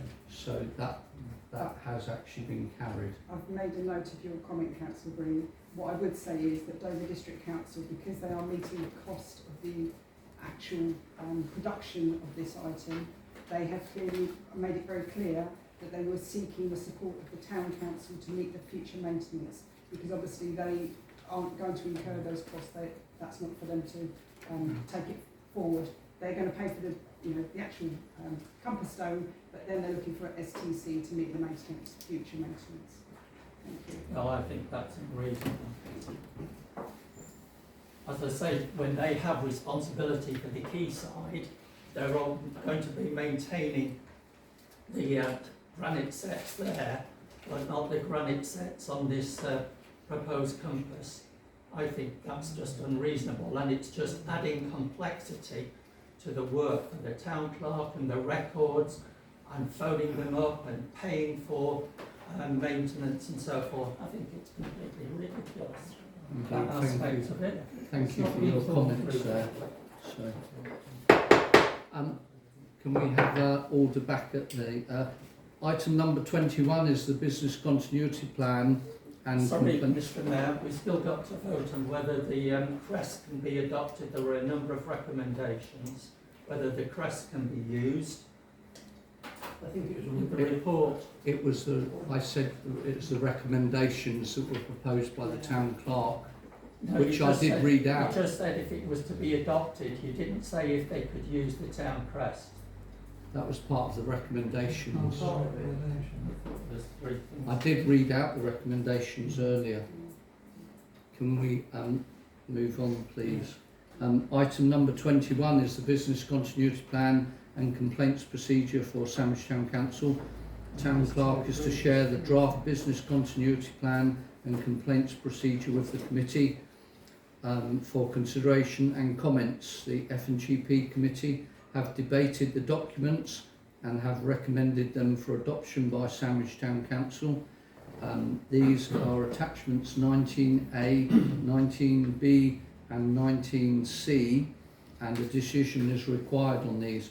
So can I just reiterate, so everybody is clear, these documents have been debated and they have been put forward for a recommendation for adoption by the Finance and General Purposes Committee. Do I have any comments, please? I think Councillor Morehouse, Councillor Breen and Councillor Black. Councillor Morehouse, will you stand, please? Yes, page 10. My mobile number is on the DDC website. I'm confused as to why it's not on this document. There's no point in withholding my mobile number at Sandwich Town Council, having it published at DDC. Exactly, yeah. Thank you for that. That can be added. Is that correct, Town Clerk? Thank you. Councillor Breen, please stand. Yeah, again with the mobile numbers, it's indicative that we did discuss this, as you said, Mr. Mayor, at the Finance and General Purposes Committee, and it was said that the document would be updated to include the phone numbers and some comments from Councillor Ungerson that were made at the meeting. And I'm concerned that the document hasn't been updated from what was said at the Finance and General Purposes. I see. Okay. That's it. So I haven't had capacity to contact every individual councillor about their mobile numbers. I've obviously published the mobile numbers that are on the website, which were shared with me when we did the new website, but anyone who hasn't got their mobile number shared here is because I haven't had capacity to contact you to ask if I've got your permission to share the number. And I appreciate the comment from Councillor Morehouse, but I don't check the Dover District Council website to ensure that the number's on there and then argue. So it's not a criticism, it's just an observation. This report and this business continuity plan has been shared at a couple of committees now. So if councillors want to share those mobile number with me, more than happy to update it. As in respects of the comment about Councillor Ungerson, if I could be reminded of what this comment is that you think is missing. Well, we need to continue. We need to continue. Councillor Chuper and then Councillor Wiles. Oh, sorry, Councillor Black. I did say Black. I did say Black. Sorry. Yeah, I sorry. think we also have a responsibility of councillors to make sure the information that's held on us is up to date and mobile phone numbers are included. So, it's a two-way street here. So if that can be done, but my main point was, once it's complete, in terms of the detailing, we make sure that all councillors get a copy of it. Because the whole point about business continuity is when things go wrong, you know where to go to in terms of where the plan is. If we file it away in a cupboard or somewhere on the website or whatever, and it's an outage or whatever, and we want to do something, people won't know what to do. That's correct. Well, yeah, I partially agree with that. So there is a team, an initial team that would take that on, which would be you, me, and the town clerk. So as long as it's got our contact details on there, that would be quite useful. I believe Councillor Black was next, and then Councillor Wiles, please. Yeah, I've got 2 points. I may have missed it, but I thought we were told recently that the Jubilee Centre could be used in an extreme situation. If this was, I didn't see that on this document. Yes. Oh, it is, yeah, because I read it myself. Okay, I just said, I didn't see it, that doesn't. Yeah, it is on there, and permission was gained by the town clerk. Yes. Not the document. It was, yeah, I did see it on there. I've been told it's in the report, but not in the document, so. The second point is that this seems that we've also got a museum contingency plan, where we seem to be using the same people. Oh, could you repeat that, please? We discussed a museum contingency plan, that's another thing, which seems to be using the same people, and there's a limit to how much you can stretch people. Yeah. And I'm just wondering how these two mesh together. That's right, indeed. I believe that they're two separate ones, so if there's an incident at the museum, then that will be brought into being. And then this one here is a town council one for this building and the people that work in this building. I'm sorry, most of the museum ones are actually concerned about this building. It's not just incidents actually in the museum. It's things like flood, fire, bomb threat, and so on, which affect the whole building. Indeed. And I'm just wondering how they integrate. Sure, indeed. Did you want to answer that? Yeah, I can do, but I've just found Jubilee Centre. It's actually on page 5, so it is actually in It is on the document. That's good. Yeah. I missed it. Yeah, right, yes, temporary premises. Thank you. Thank you. And yes, just to reiterate really that I do work very closely with the museum coordinator. I do know the policies and everything she's been working on. We do work together on these, so please be assured that we've had conversations and we do, communicate with each other. Thank you. That's great. Councillor Wiles and then Councillor Ripley. Oh, indeed. What a gentleman. So, Councillor Ripley, would you please stand if you're able? If I could, yeah. If you can. Yeah, just briefly to say to the town clerk so she doesn't have to contact me, I'm happy for my mobile phone number to be in place. Super. And thank you for that. And Councillor Wiles. I'd like to move things forward. The whole point of having this discussed at FGP is that the detail is discussed there. Exactly. And we don't go through it all again. I did say that at the start. I'd like to propose that we adopt these policies. Yeah, indeed. And could I have a seconder for that? Councillor Anderson, the second on it. No, I'm not seconding that. Oh. I want to make a comment. Because Please stand. I've remembered what Councillor Green has reminded me that I did make some comments. And the comment that I made was that a huge amount of this document devolves onto the town clerk to manage it.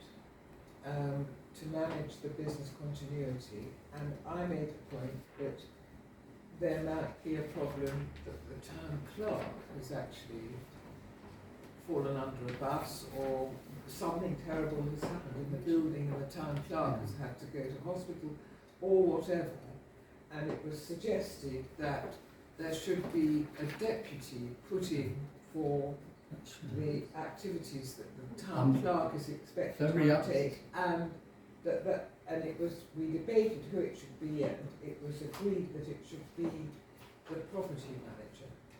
Right, So, I'm very and upset. as I remember it, that was decided. I'm very upset that none of you councillors seem to have read any of these documents whatsoever. The Jubilee Centre is on this document, and on this centre there is an instant response leadership team, and it details who is part of the incident response leadership team. So when the police arrive to, or the fire brigade, to a major incident at the Guildhall, they will ask for the town clerk. If the town clerk's not available, they will ask for the mayor. If the mayor's not available, they will ask for the deputy mayor. And if the deputy mayor, all three of us have all fallen under buses, then the chair of the Finance and General Purposes Committee will be there. Please read these documents before you come to these meetings. This is, as Councillor Wiles has said, this has been discussed at a previous meeting. The detail has been gone over, and you get the documents from the town clerk. You know, she works 50 plus hours a week to supply you with the information. None of you are reading the information. Please read it beforehand. Mr. Mayor, I was at that committee meeting. I've been reminded that I made a comment. I thought that at the committee we all agreed that the property manager should be mentioned in this document as the second person after the town clerk, as I remember it. We would have to completely rewrite the document then, in that case. No. Well, sorry. Can I propose that we move forward to a vote on it, and I'm happy to second it, subject to the inclusion of a property manager as part of that team that oversees any incident that needs to be resolved. And I think that would address what you said. It would also mean the property manager who is key. I think now that they're on board to the process, is that acceptable? I didn't add it to the document this evening because the property manager hasn't actually set foot in the building. He's not officially employed yet. So I think it would be very useful if we wait for the property manager to start in post, and then we can address that. I'm happy with that. So can I have a decision then? Are we deferring this document then? I propose we adopt it. I say It's absolutely appalling. Okay, so we've got a proposal to adopt both of these documents. Do I have a seconder? I've seconded. Councillor Pennington seconding it. Those in favour, please show. Two abstentions. Okay, that is passed. Thank you. Item number 22, Mayor's Sash for informal events. The Town Clerk is to share a report with the Council following a request from the Mayor for a sash to wear to informal events. Council was asked to agree the expenditure of up to £150 for the design and purchase of this item. A decision is required. This is attachment number 20. The Mayor will give you a brief overview. So the Mayor and Mayoress on the, how do I put this, on the removal of the Town Sergeant from the staffing structure of Sandwich Town Council, all previous mayors used to be driven to an event by a Town Sergeant. The Town Sergeant would stay with the Mayor and Mayoress. He would help them to robe up and put their chains on.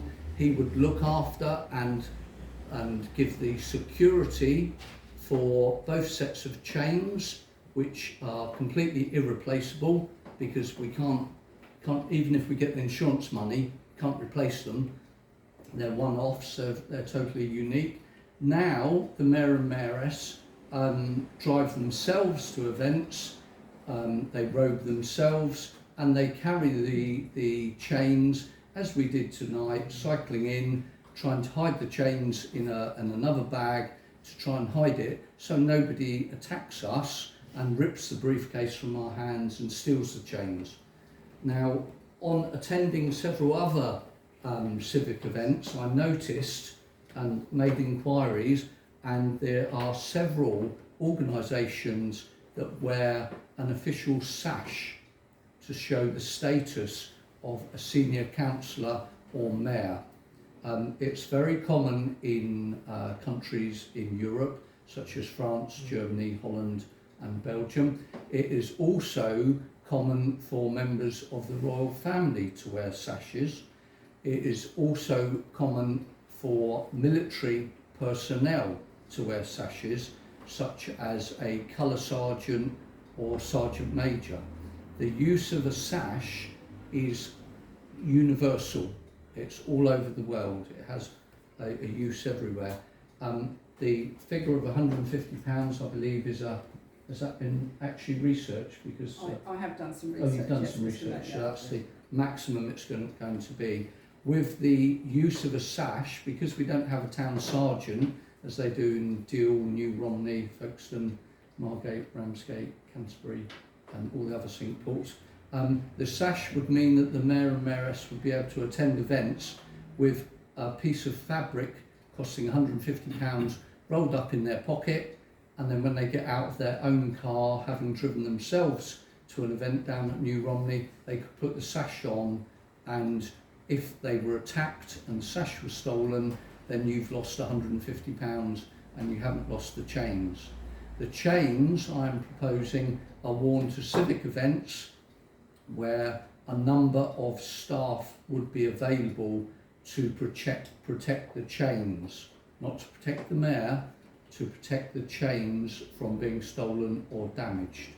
So this sash is an idea to, one, assist with the mayor and mayoress when they're undertaking informal civic functions, and number two, it would be of minimal cost if anything happened to it, stealing it, damage or loss. And that is what I'm putting to you tonight as a consideration. Thank you for listening. Do we have any questions? Oh, Councillor Wiles. I propose we agree this. Okay, were there any other questions? Yeah, normally when you go unaccompanied by the town sergeant, you normally just wear the badge. Does that mean to say you're not going to wear the badge, you're just going to wear the sash? Or you're going to wear the badge and the sash? That's a very good question, because thank you for asking that, Councillor Franklin.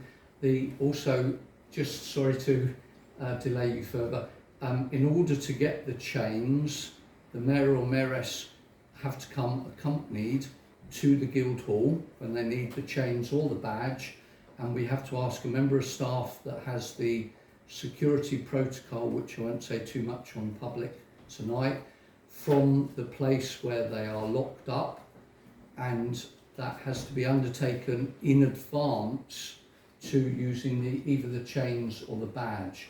So to go to an informal event, I went to an art show for the junior school in St Mary's Church, and 2 days beforehand I had to come in and ask if the chains would be available, the badge actually, would be available for this school event, where I could have worn, just say, like a sash. So it is also, there is a time recommendation with this sash.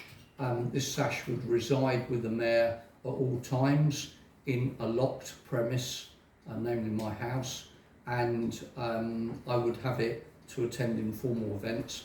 If I attended a formal event, the badge and the chain would be worn at all times, such as Battle of Britain Sunday or Remembrance Day. So that is a very valid comment. Thank you for that. Councillor Pennington. I'd like to second the proposal. Oh, super. Thank you very much. That's very kind. So we've got a proposal from Councillor Wiles to go ahead with this idea, and a seconder from Councillor Pennington. All those in favour, please show. Okay. Oh, is Councillor Morehouse? Are you voting, Councillor Morehouse? He's abstaining. Okay. Thank you very much, and that item is passed. Thank you. That will make the mayor and mayoress's lives a lot easier. Thank you for that. Item number 23 is confidential matters. Under the Public Bodies Admissions to Meetings Act 1960, extended by Section 100 of the Local Government Act 1972.